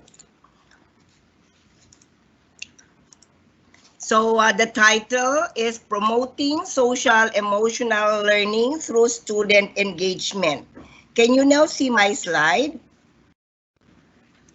Your theme is really very timely and relevant since at this time of the pandemic, there are limited social gathering because of the health protocols. So I have to search online resources and find out what is the importance of socio-emotional learning in teaching and learning, or what we call SEL. So is my slide moving? So the first one is we develop student self-management. There must be activities that will control their emotions and behaviors. So a while ago, Ma'am Lucille also shared activities which you can do in school so that you'll be able to control your emotions and behaviors, especially when they are in the lower grades. I have this teacher when I was principal in the grade school that will always ask with emoticons the emotions of the students at the start of the day and at the end of the day. The next one is cell activities will boost your social awareness. You're able to interact with others and show respect for their ideas and behaviors. We call this AQ, or adversity quotient. Since there are different aspects in development, we have intellectual, social, emotional, sociocultural, and then we also have spiritual. We also have what we call spiritual adversity quotient, when you're able to also interact with other people and show your respect for their ideas and behaviors. The cell activities must be able also to establish relationship skills. Now, during the time of pandemic, we have a very limited virtual social contact with one another. We can simply interact with one another as we do during the face-to-face. But cell activities must promote socially acceptable actions which will help them maintain positive connection with others. Now, this morning, Dr. Likup started by giving you the different goals or the different objectives that we're supposed to have today. One is for you to know what is cell. What are the different cell activities that you can initiate? What are the tips in student engagement? And try to present research findings done by the students in Region 5. So we have to set our goals, because the goals that we set every day in every task will ensure academic success. Now, what about further personal responsibility? Just like what has been mentioned, there must be activities to be done in the classroom that will ensure a responsibility. When we were young,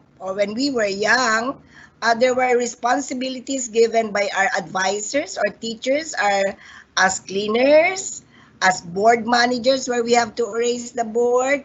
We are also the assignment monitors. So these activities will help in developing cell inside the classroom. What about decision making. Some of the approaches that you can inject in cell will be how they will be able to solve problems so that they will be able to guide their action, to learn from others, and to accept responsibility. When you say accept responsibility, you are accountable for your decisions. So there will always be a choice, a chance, and a change when you make the decision. And you either fly, you float, or you flow when you make your decisions.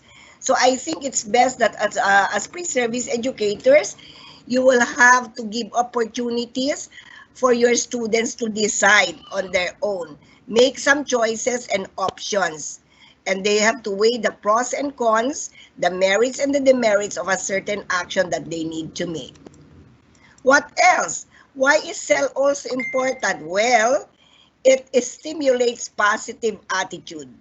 Making positive attitudes towards oneself and others can result to a higher efficacy.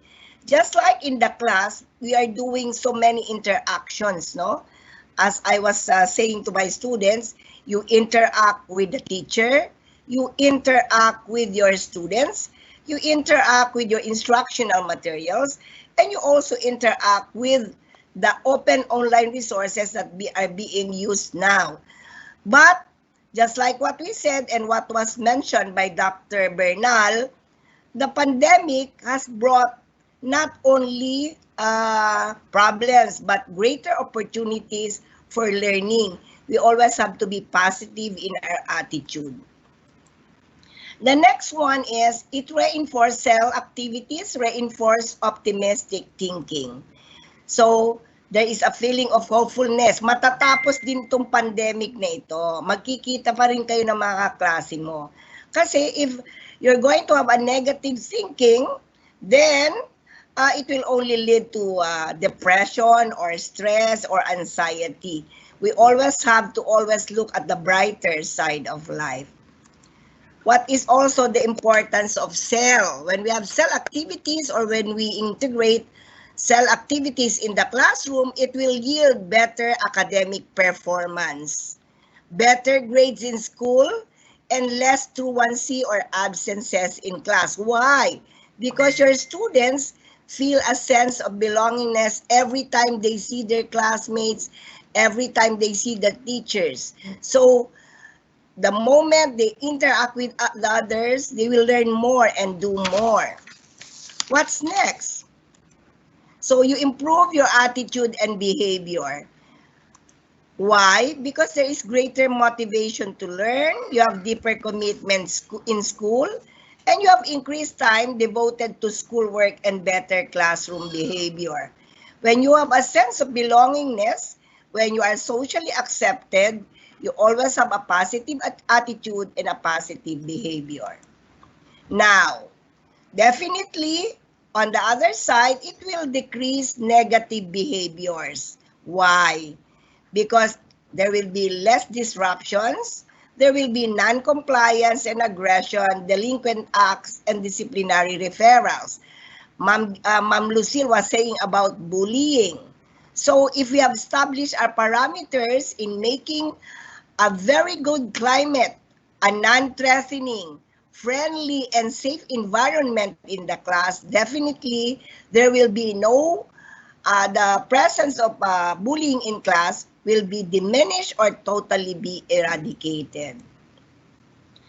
And the last among the importance in cell will be more on reducing emotional distress. Many people now are suffering from anxiety and depression. But if our pre-service educators and teachers will only try to inject cell activities in class, well, there will be lesser reports on student depression, anxiety, stress, and social withdrawal. That's the reason why I started with my Mentimeter asking you, how do you feel today? I have a teacher in the preschool before that she will stand at the door and she's going to greet all the students. How do you feel today? And at the end, we'll also do the same. After my class, how do you feel today?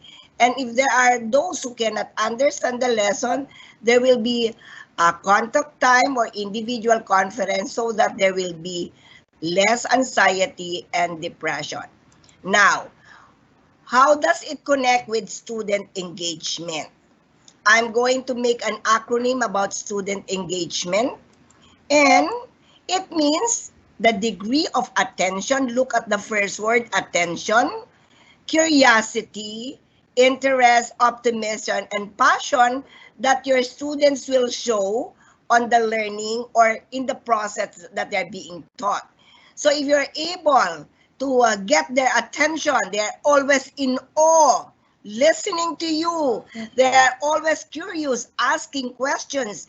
They show interest by submitting their tasks on time, and they will always look forward to your classes, and they love to always see you in the class. Then student engagement is really in the offing. They are highly motivated.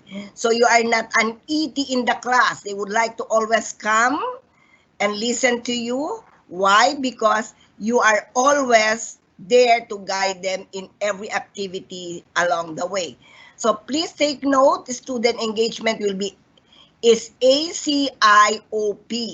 That will have attention. You keep the attention of your class. You keep them focused.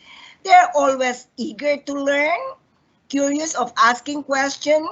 They always show their interest by participating in your classes. They are always on the positive side, and they love learning. So that's student engagement. Now, why is it that we need why do we need to keep our students highly engaged? Hindi ba palaging patay yung klase, no? Ito sa face-to-face, ang dali kasi sa klaseng wag, just like what Dr. Jonal was saying, I want a highly active, interactive, innovative, and integrative class. But this time, it's quite limited, but how can it be done? And I'm going to show you later. I started with my Mentimeter. So everyone, some answered in my Mentimeter. So why is it important? Engaged students are more likely to achieve academically, walang nag-a-absent, and they stay in school. So they stay in your class. They don't cut classes. They are not absenting themselves in your classes. And then they will be the best source of information about whether they feel engaged by their teachers and the classwork. There are some students who are really very, very vocal in saying that I really love this class. You know what I do in my classes? I always have my exit pass. I have my entry pass and I have my exit pass. So in my entry pass, they will have to tell me exactly what they learned from the previous lesson, and from the exit pass, what they learned from my lesson for the day. Now, can you do this in your classes right now? Yes, you can. So they can have the entry pass, they can type the answers in the chat room, or in the exit pass, they can also do a Slido or Mentimeter to tell you exactly how they feel. Now, facilitating in engaging online courses, because we are now online and we don't know how long will this take, require educators to design strategies that enhance student participation and build a sense of community. Hindi dahil pandemic at virtual, hindi na tayo pwedeng maging engaged ang mga bata. Marami pang paraan, which I'm going to tell you later. Now, we move on. So, it will have to, student engagement will lead to collaborative learning. We develop enhancing relationship because they can also work by groups. And then, educators, on the other hand, can give feedback about how they're doing. And most likely, if they are highly engaged, I always tell my class that you must be a responsible, mature individual. So you got to be self-directed. Whether with teachers or not, you have to be there. Now, I'm going to give at least 20 tips and increasing student engagement. Am I still making sense? Can you still hear me? Are my slides showing? Okay, so these are the tips in student engagement. The first one is be clear in communicating expectation and outcomes. At this point in time, when we have what we call the OBTL or outcome-based teaching and learning, it's always nice that you start your session or your day by telling your outcomes. I think Region 5 made it very clear, and I was very happy listening to Dr. Likup giving you the outcomes for this training. And at the end, we have to find out whether we have achieved the outcomes that we set for the day. Number 2, we use multiple formats. Now, the pandemic has also brought many problems in terms of connectivity, no Wi-Fi. But you see, the Department of Education made use of modular approach. They use modules. The others, they also use other formats which will not need Wi-Fi, but there is what we call interactive games that they can do with or without Wi-Fi. So you have to use multiple formats in your discussion. Now, what are these? I'm giving you one. Hindi pwede yung iba. So I want to talk with my class. I can use my email. I always also get the email of my class. I also ask them to get my email, but I set my parameters. When are you going to chat me or give me an email or give me a text message? You can also have your discussion forum and you can use your chat room. Then you can do instant messaging and you can do broadcasts, inform your class about what you're going to do for the day, and you can make homepage announcements. Now, decide active learning. That's my number 3 tip. Decide active learning opportunities. I'm so happy listening to the research presenters. They made their research presentation very well.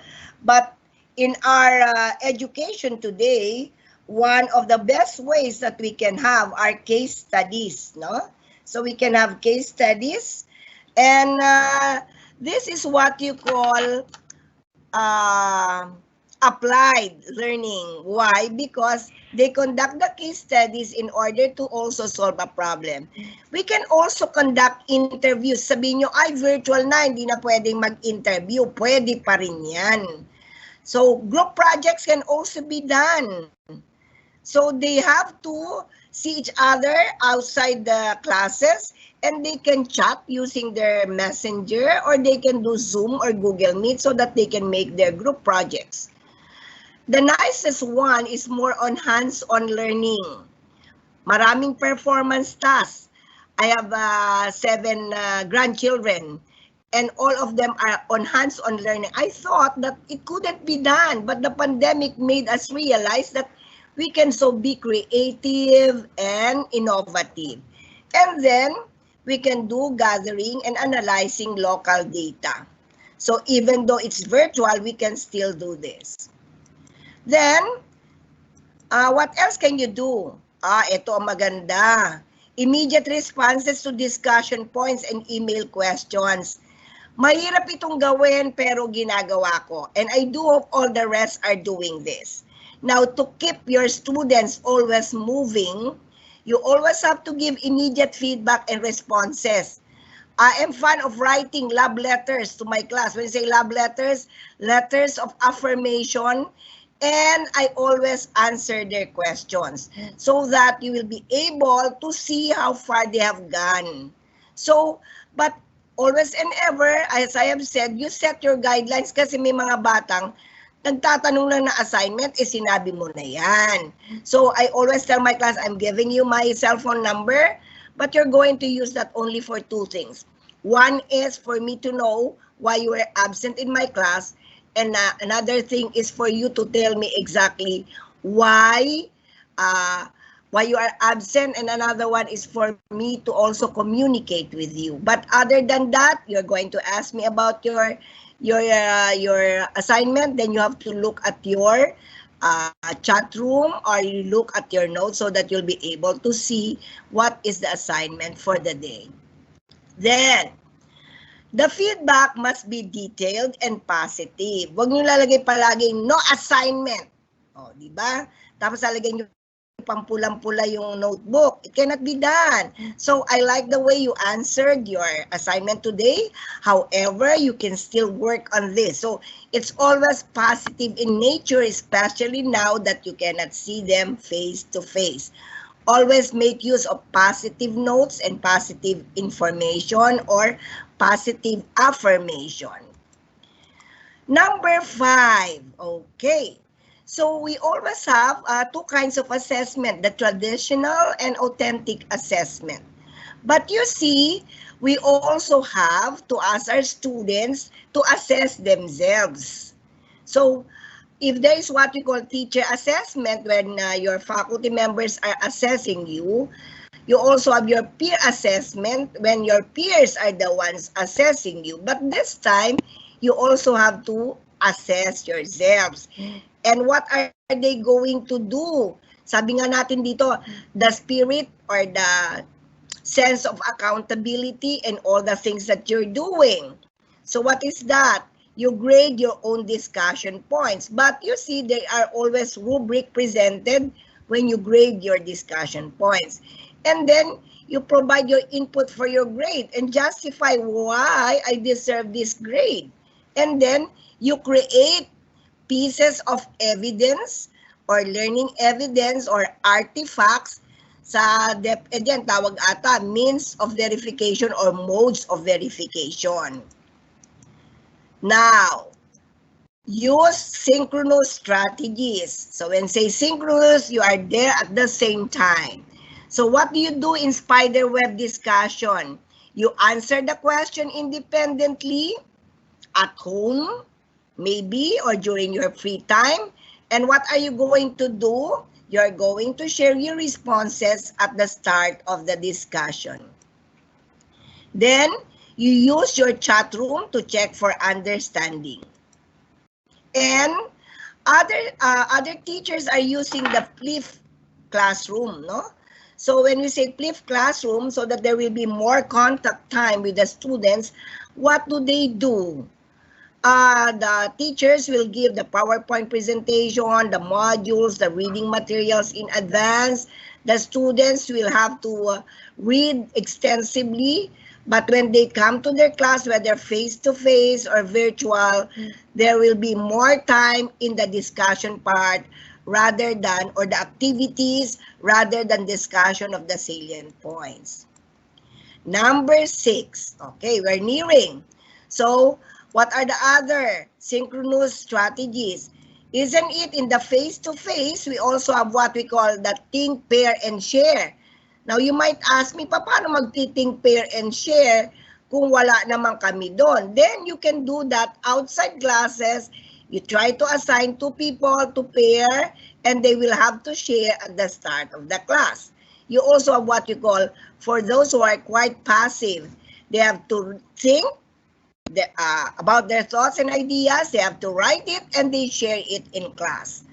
One good way to create community participation or active communication will be the online forum.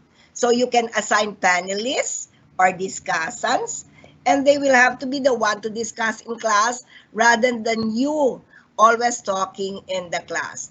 Now, this one, the virtual gallery walk, pwede ba yan? Sa face-to-face, pwede yung gallery walk. Pero dito ba sa sa virtual, pwede?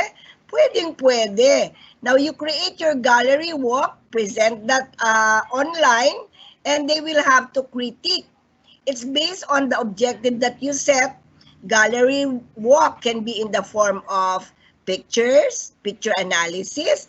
It can be words that you would like them to do. It can be options that you would like them to to choose, and they have to explain that. And definitely you can brainstorm online. But you see, as teachers, we have to create policies, especially so hindi man pwedeng sabay-sabay sa online kasi magkakaroon ng echo o hindi magkakarinigan. So it can be said that policies can be raised that we start first with those, we can do it alphabetically, or you can do it by boys or girls, or you can do it by numbers. I'm going to call out the numbers so that you can share online. Then for number 7, we engage our students in social learning. Oh, this is well done. Creating hashtags. Naku, if I see the Facebook, I can see very beautiful hashtags that we create. I have done this in my class and they enjoyed it. Okay? To boost your post with course relevant content, I tell them, put your hashtags and I want to see them. And you can read that, and that will be one way of checking whether they are glued to my discussion. As I have said a while ago, you use different social media platforms. If one is not working, then you can try another one. Oh, we're now in number 8. In every seminar or webinar, we always give certificates. Now, as teachers, can you also give this? Yung mga tatanda na nga, tuwan-tuwa pag may certificate. What more with students? I have this one teacher, Dr. Sikat, who will always give badges and certificates, who will be the best this quarter. And they have also their awarding ceremony in the class. And they really like it. So we recognize students' accomplishment along the way. Hindi na po tayo kasi pwedeng mag-stamp yung sa preschool, di ba, may mga stamp sila na ang mga bata ayaw ng maligo dahil na may mga stamp na very good. Hindi natin magawa ngayon yan kasi hindi nga face-to-face. But you can do some certificates which you can also post that just like what you do in the webinar. And they can print that. And then you have to award these achievements based on the most learned competencies and the like. For our number 9, you give emphasis on the task. Okay? Create a structure, the time, the duration that must be followed, allowing acceleration of pace. Not everyone can do that at a fast pace. Others are doing that in a slow pace. In our virtual classes, we always give the time when they are going to have the synchronous and asynchronous activities. But I think you have to tell exactly the directions that you want, whether they're going to do it, they are going to post it, they are going to submit it, what time is it open for them to answer, just like in the evaluation that you're going to do today. The committee will tell you that you need to comply with the evaluation so that you can get a certificate. So always place the policies. We're almost halfway. So we have diversity of learners, and children don't learn the same in the same time, at the same pace, at the same mode, or at the same style. So we have to create many opportunities for them to show their talents. Now you also use different channels of communication. It can be through SMS, it can be through email, it can be through Messenger, it can be through your Viber, or it can be through your Instagram, and so forth and so on. Then, what is so nice about the virtual classes will be the collection of online resources that you can get from the net. So, kung hindi ka nakagawa, just surf the net, type the task that you're going to have, and you can get it. But you must also be accountable in the resources that you're going to do. Always acknowledge the sources that you're going to use in your classes. Now, Dr. Lucille was saying about reflection, no? Reflect on journal writing. You got to be reflective and reflexive on your teaching. So, At the end of the day, you're going to ask yourselves, what can still be improved about my individual interaction with my students? When I was a cooperating a practicum supervisor, I have this one principal who was very good in listing down how interactive is the class. Meron siyang seat plan. At every time the teacher is answering, what is she doing? She's making a mark. Sino nang sumagot, sino hindi. So that immediately at the end of the day, she will tell the teacher, you know what, out of 40 students, you were able only to call 20. And how did she know? Well, meron siyang checklist. Now, how can you do this in a virtual class? You must have a way of checking that everyone has interacted with you. When I was observing my apo in her online class, the teacher was very keen in saying, I want to hear from, I have not heard your voice yet. Or you can do alternate reading recitation strategy by saying, when you are the last one to recite, would you like to call on your classmate? And you'll be the one to tell exactly who will reside in the class. So this can be part of your improving individual interaction with the students. Another question will be, what more can I do to make this subject more engaging and highly memorable? Wow, the word is, hindi ka makakalimutan. Highly engaging ang class. Though your face is not quite beautiful, but they will always think of you that I really love this class because I feel that I belong. Okay? So, for our next, number 14 will be create and maintain a strong presence. I'm so happy that there are teachers, since you cannot see your class every now and then because you also have your asynchronous classes. At the start of the class in Centro, they always encourage us to make a video at the start of our classes, especially now that it's virtual, so that they can just go back to the video. Oh, ito pala yung teacher ko. This is teacher Dr. B. So I will have to go back to the video of the teacher. Kasi tanungin mo bata ngayon, sino teacher mo? Ay, hindi ko na nga alam kung sino nga ba yung teacher ko. So I think, especially now during the virtual, it's always nice that you create a video of yourself, introduce yourself, give your rules so that they will be able to be highly engaged with you kasi ang tawag na nila sa iyo, nanay, surrogate mother, surrogate father, and an angel, an earthbound angel. For our number 15, establish a sense of comfort and develop a sense of community of learners. As I was saying a while ago, the learning environment must be safe, secured, healthy, and non-threatening environment. So we always have to impose on those friendly, safe, secured, and non-threatening environment for our learners. Ask questions that empower students to question. Nakalagay yan sa accreditation, provision to ask questions. So what are we going to do? We will be the one to ask our students, what questions would you like to raise? What are those that are not clear? What are some of your doubtful ideas? Would you like to tell me? Ang tawag ko yun, suggestions, question, reactions, and comments. So at the end of the day, you will have to ask that so that there will be all those unanswered questions at the back of their mind can be answered. Now, number 16, again, reflection and communication through quality asynchronous discussion. The modules that you need to prepare must be of quality so that even they don't see you, they can understand all your tasks and discussions.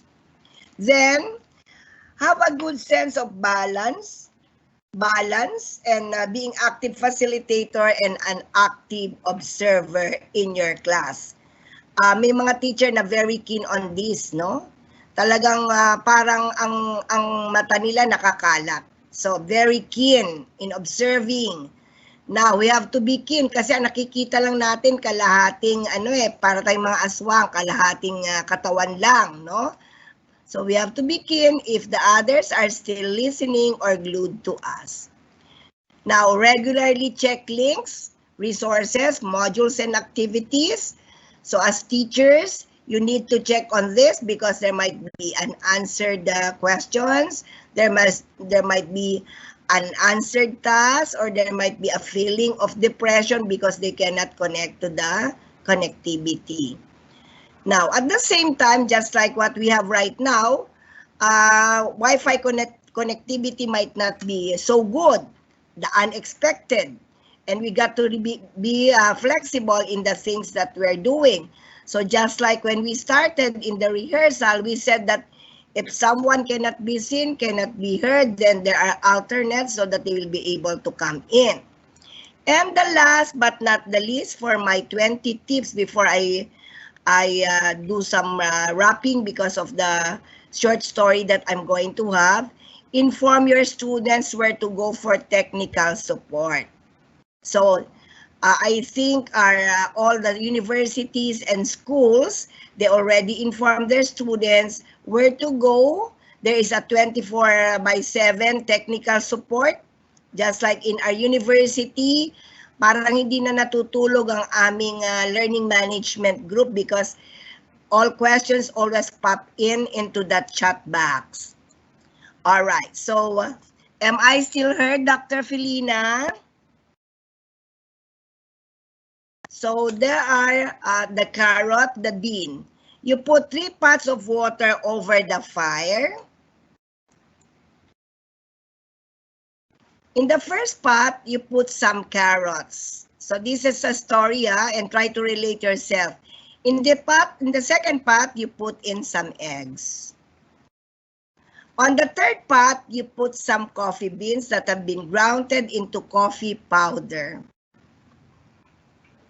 Oh, you have to boil all the 3 pots for 15 minutes.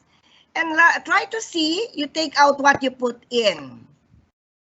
So, the carrots went in so hard, but then when they get out, it's now soft. The eggs went in soft inside, and they are now hard. And the third one that came in was the coffee powder, and it has disappeared, but the water has the color and the wonderful smell of the coffee.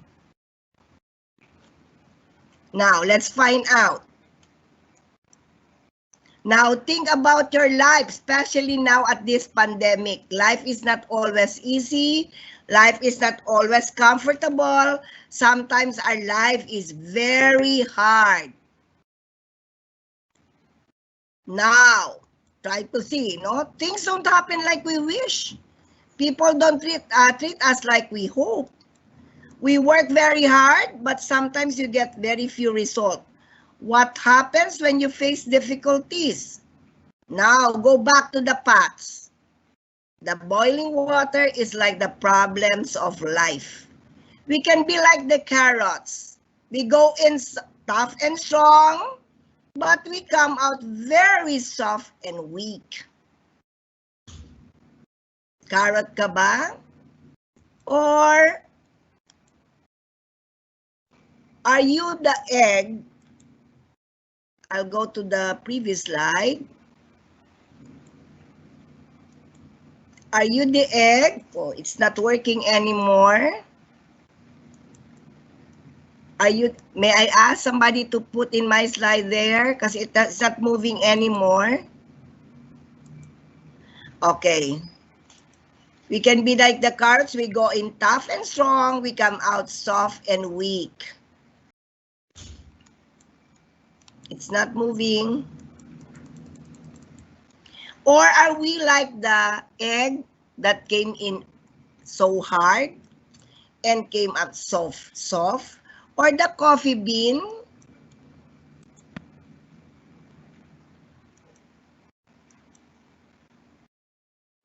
We get very tired, we lose hope, we give up. There is no more fighting spirit, and don't be like the carrots. We can be like the eggs.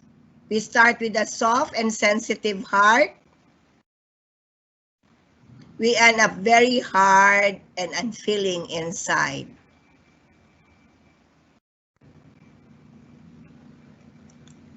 We hate others, we don't like ourselves, we become hard-hearted. There is no warm feeling, only bitterness. Don't be like the eggs.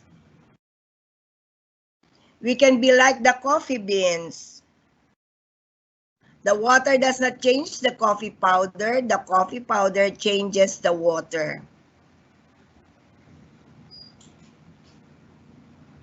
The water has become different because of the coffee powder. See it, smell it, drink it. The hotter the water, the better the taste. We can be like the coffee beans. We make something good from the difficulties we face. We learn new things, just like now during the pandemic, natuto tayo ng online class.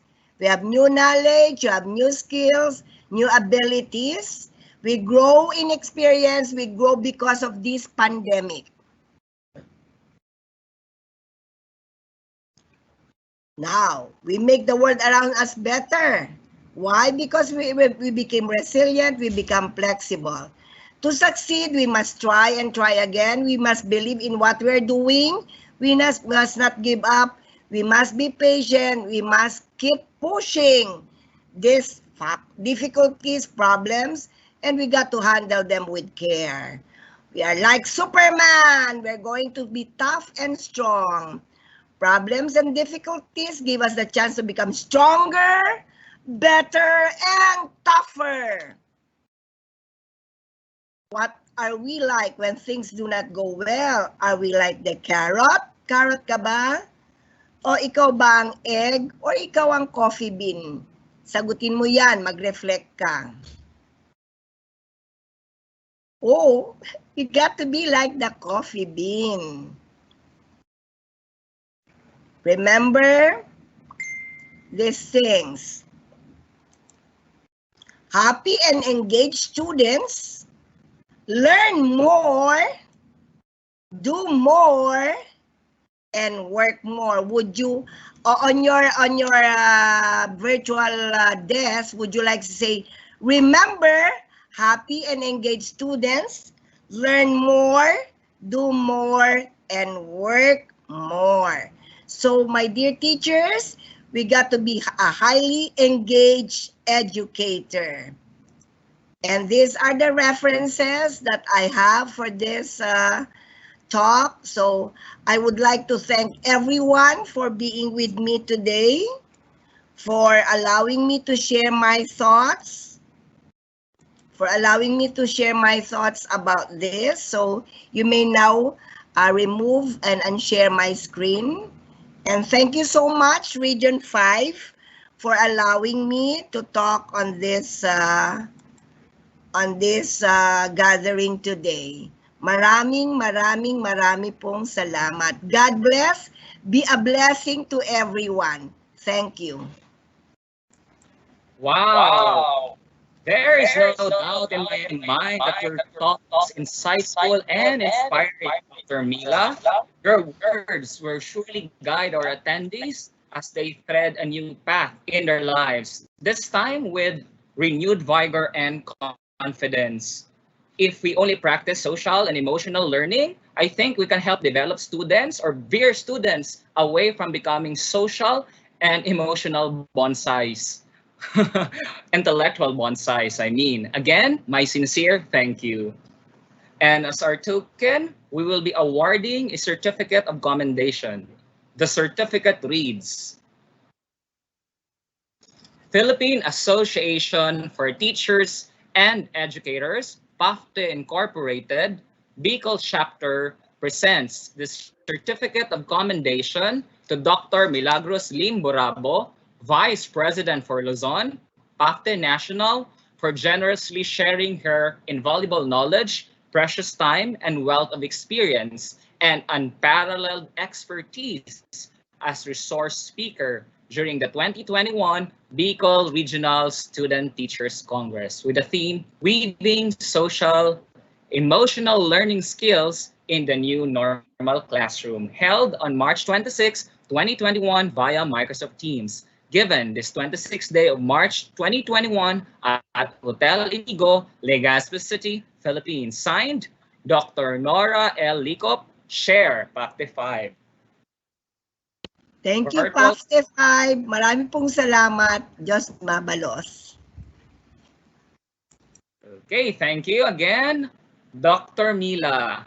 At this point, we will have the awarding ceremony. Wow, you're now grinning from ear to ear, just like Garfield the cat. Because this is, I think, the most awaited part. We will be awarding the 2020 10 Outstanding Student Teachers and Best Research Papers. And to start, it's generous of Carl E. Balita to award Certificate of Scholarship. Let me read to you the content. Carl E. Balita Review Center, where the dream and the dreamer become one. Award this Certificate of Scholarship to our 10 outstanding student teachers, 5 from the elementary and 5 from the secondary categories, in recognition of their dynamic passion for learning and excellence, given this 26th day of March 2021 during the Regional Student Teachers Congress in Legazpi City. Signed, Maria Luisa C. Biquillo, Admin, CBRC Bicol, Anibeth A. Gapido, Managing Director, CBRC Bicol, Carl E. Balita, CBRC President and CEO. Also, the Philippine Association for Teachers and Educators, PACTE 5 officers will award certificates of recognition and, take note, and a cash of 3,000 pesos for each of the 10 outstanding student teachers. Wow, isn't it amazing? Let's first read to you the content of the certificate.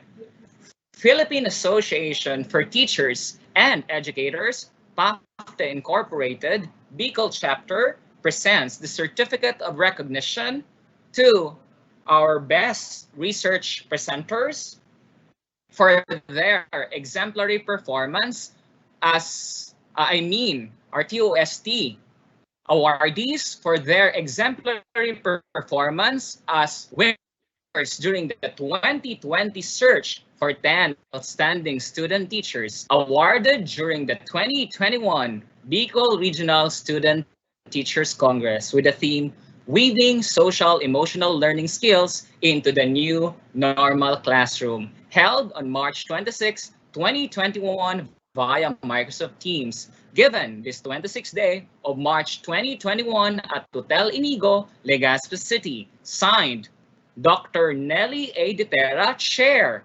TOST, Elementary Category. Dr. Belen D. Azul, Chair, TOST, Secondary Category. Dr. Edita A. Ludado, Immediate Past Chair and Advisor, PACTE 5. And Dr. Nora L. Licop, Chair, PACTE 5. Okay, here we go. Congratulations to the following. Pamela Incabo, Bachelor of Elementary Education, Spaniocologist, City of Masbate. Mr. Miguel Luis V. Pilino, President. Dr. Jonald D. Sia, College Dean. Mr. Warren D. Sirin. Mr. Ramon Ronald L. Fernandez, Coaches.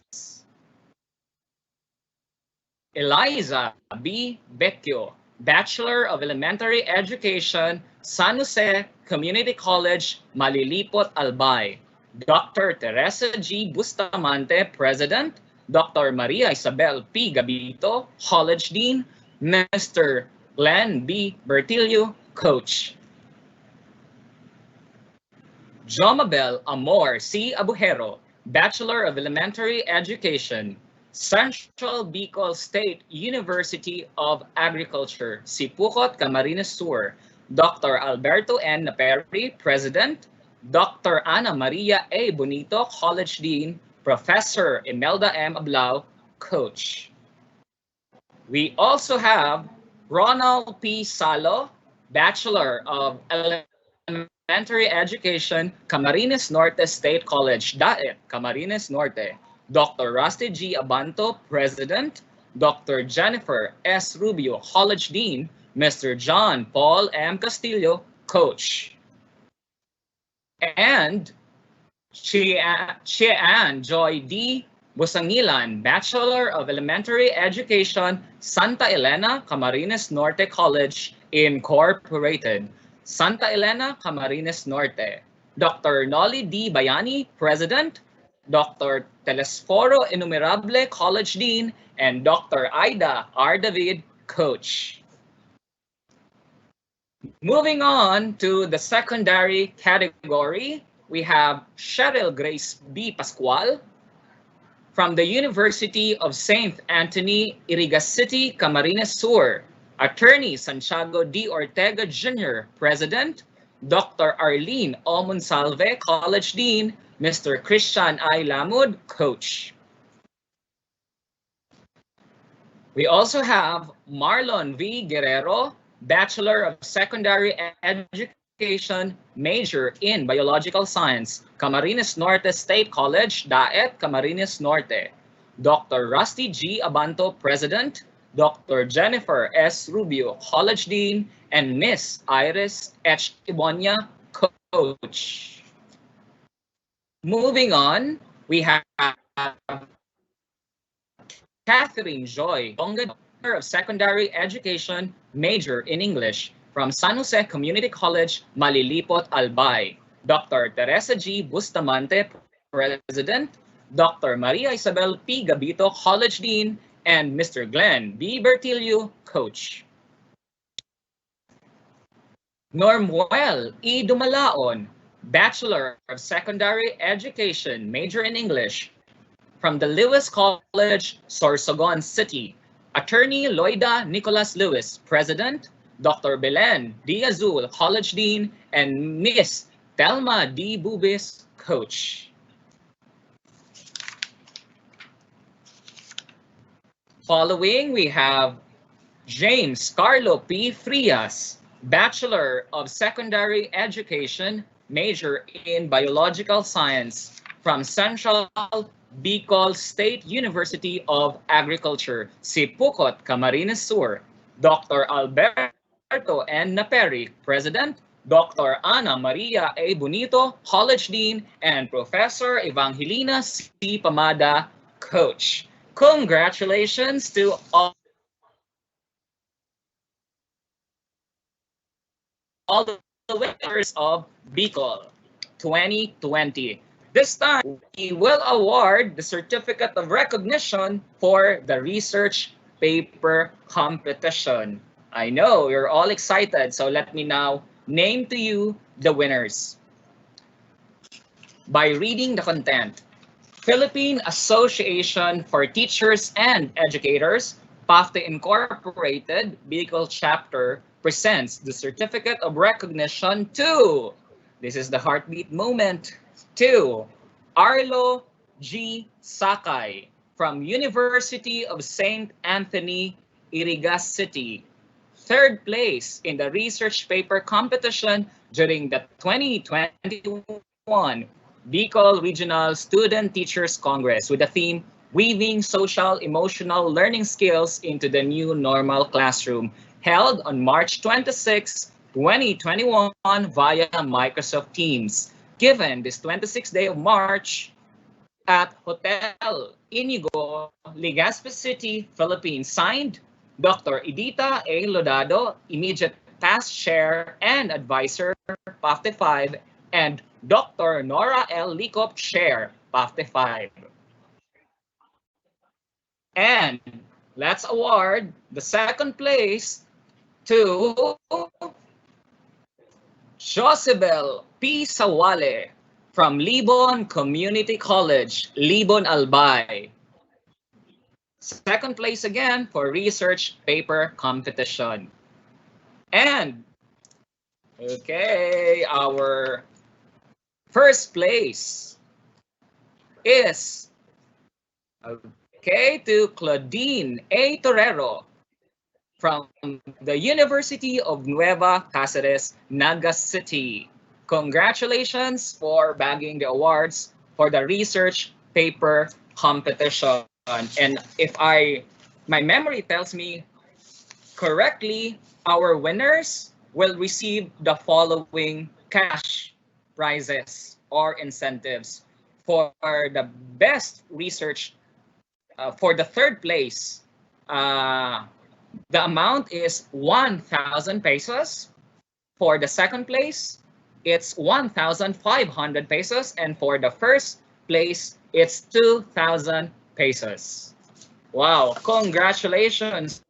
You're all richer today by thousands. Wow. Okay. Again, my warmest congratulations, my dearest young blood achievers. Just a word of caution. According to Tom Peters, never ever rest on your laurels because today's laurels are tomorrow's composts. Keep going, keep shining. Congratulations again. I know you would want to hear impressions on TOST. So we have granted your desire. Let's all be ready to listen to Cheryl Grace B. Pascual from the University of St. Anthony, Iriga City, Camarines Sur, TOST awardee. Hi everyone. So Arthur Clarke said before that the only way to discover the limits of the possible is to go beyond them into the impossible, and I cannot help but agree with it. The top 10 outstanding student teachers of Bicol 2020 pushed me far past my self-inflicted bounds and taught me that the true courage lies with initiating change, fueled by the passion to serve. The contest was nothing but challenging in my part as a conflicted fourth-year student, especially during the portfolio making, which happened while I was immersed in the middle of my off-campus teaching.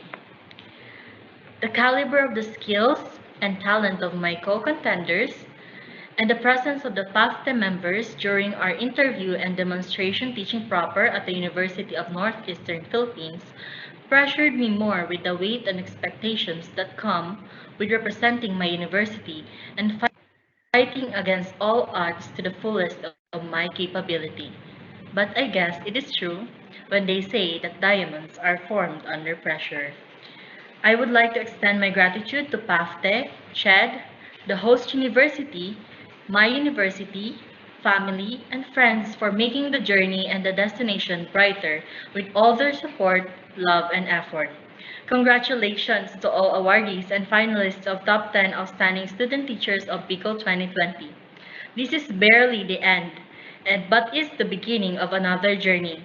Bon voyage, teachers! This is Cheryl Grace B. Pascual from University of St. Anthony, second category, rank 1, TOST 2020. Again, thank you for the impressions, Miss Cheryl.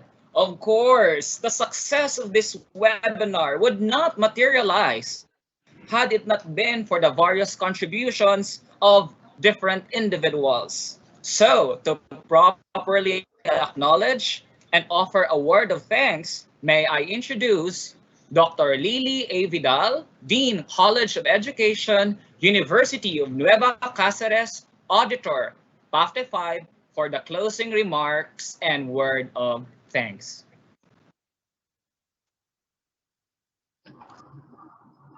A pleasant morning to everyone. On behalf of the officers and members of PAFTE Region 5, it is my pleasure to express gratitude to all those who made this event a reality. Allow me to thank the people behind this event. To our keynote speaker, Dr. Lucille Dote ex Evangelista, thank you for giving us part of your time and inspire us with your wonderful message. Our very accommodating CHED Regional Director, Dr. Freddy Bernal, your support to PAFTE is greatly appreciated. our PAFTE 5 chair, Dr. Nora Lico, for efficient leadership.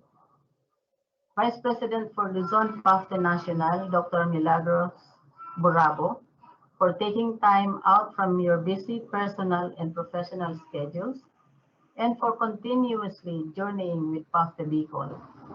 Of course, Dr. Feline Espique, we are truly grateful for your guidance. Your being a mentor to us is extremely valuable.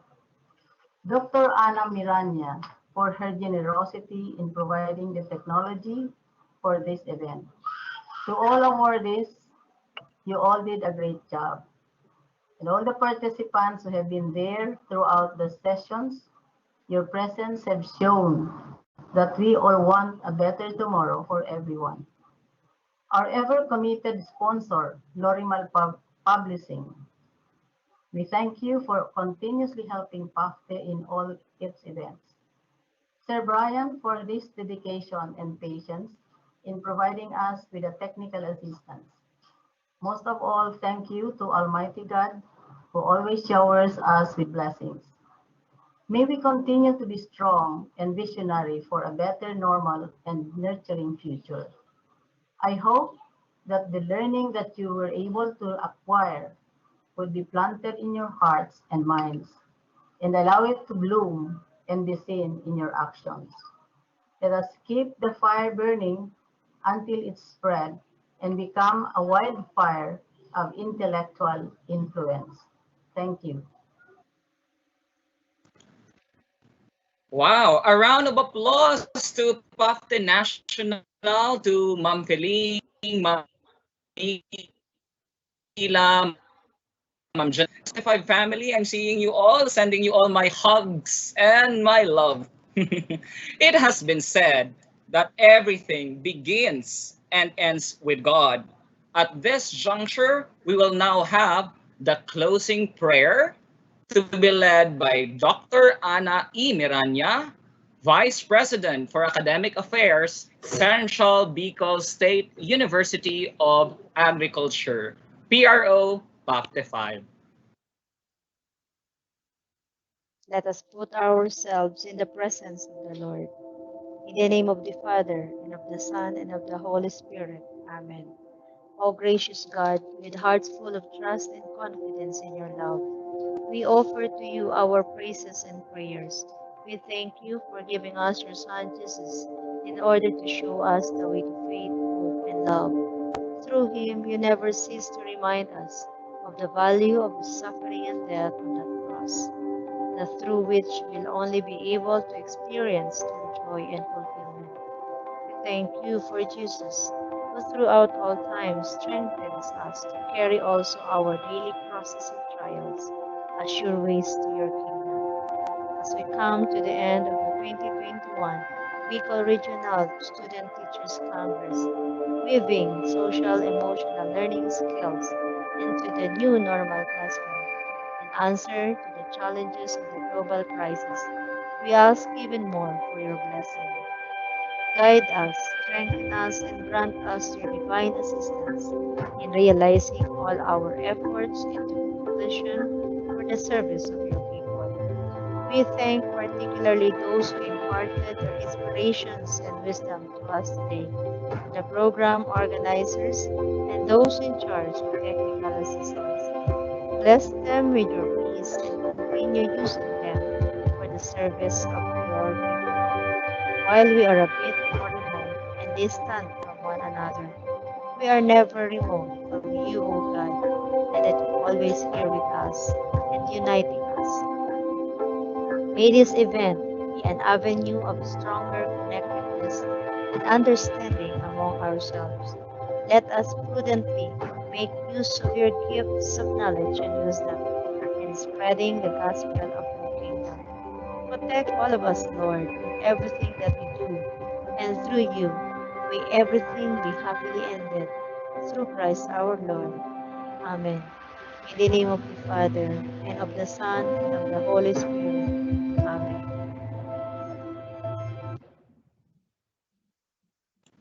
Oh, despite the odds, we triumphed. So as we bring our student teachers to a close, We once again thank you for being with us and hope that this activity has given you a much clearer understanding of social emotional learning.